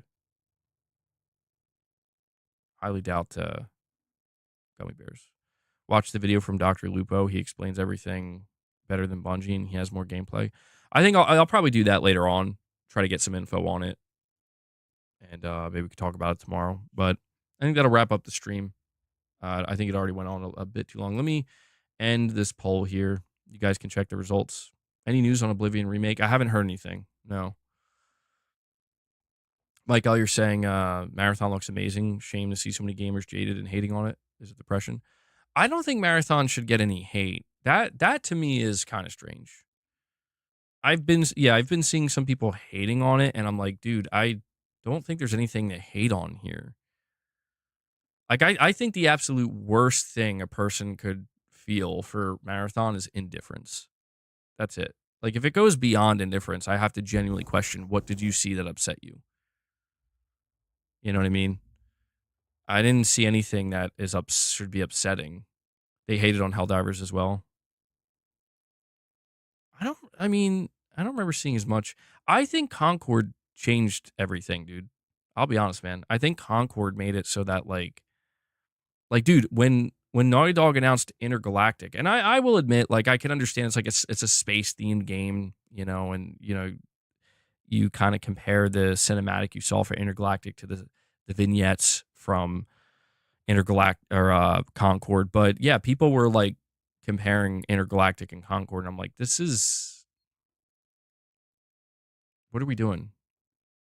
You know, like, I get it. Like, I get that people want to believe that everything that Sony does going forward, it's like going to be Concord levels of failure. And it's like, I assure you that's like in the same way that people want to acknowledge that Helldivers 2 may have been an anomaly, I assure you that Concord is likely also an anomaly as well in terms of just how bad a game can do. So, yeah, shout out to the new guy who's been doing timestamps. I don't know his name, but Devil Shooter's going to be doing timestamps again. So you guys don't have to worry about that. But all right, guys, the only other thing I want to ask you to do as you're filing out and leaving the stream, please take a moment and hit that like button. I really appreciate it. I hope you guys enjoy the rest of your Saturday. And yeah, I got some gaming to do. I'm currently playing a game that I cannot talk about, but we will be talking about in the future, certainly. And I'm going to go do that. So yeah, that pretty much does it. Thank you guys so much for dropping some memberships. We hit 38 members today, which is fantastic to see. I'm very, very thankful for all the support. A lot of super chats and direct donations. You guys are awesome. I can only do what I do here because you are the sponsors. You make it possible. I know that sometimes people view our community as being overly negative or whatever. And you know, I just think we're trying to keep it real. We're trying to keep it honest. You know what I mean? And I think sometimes, yeah, you're going to see some negativity there. Can't keep everything overly positive just for the sake of it. But that's the nature of the channel. Like, I'm trying to cover multiple things. I'm not trying to just stay singular focused on just one thing all the time. I would get too bored with that. So for those of you who are, here riding, I appreciate it, man. I appreciate you going on the ride with me.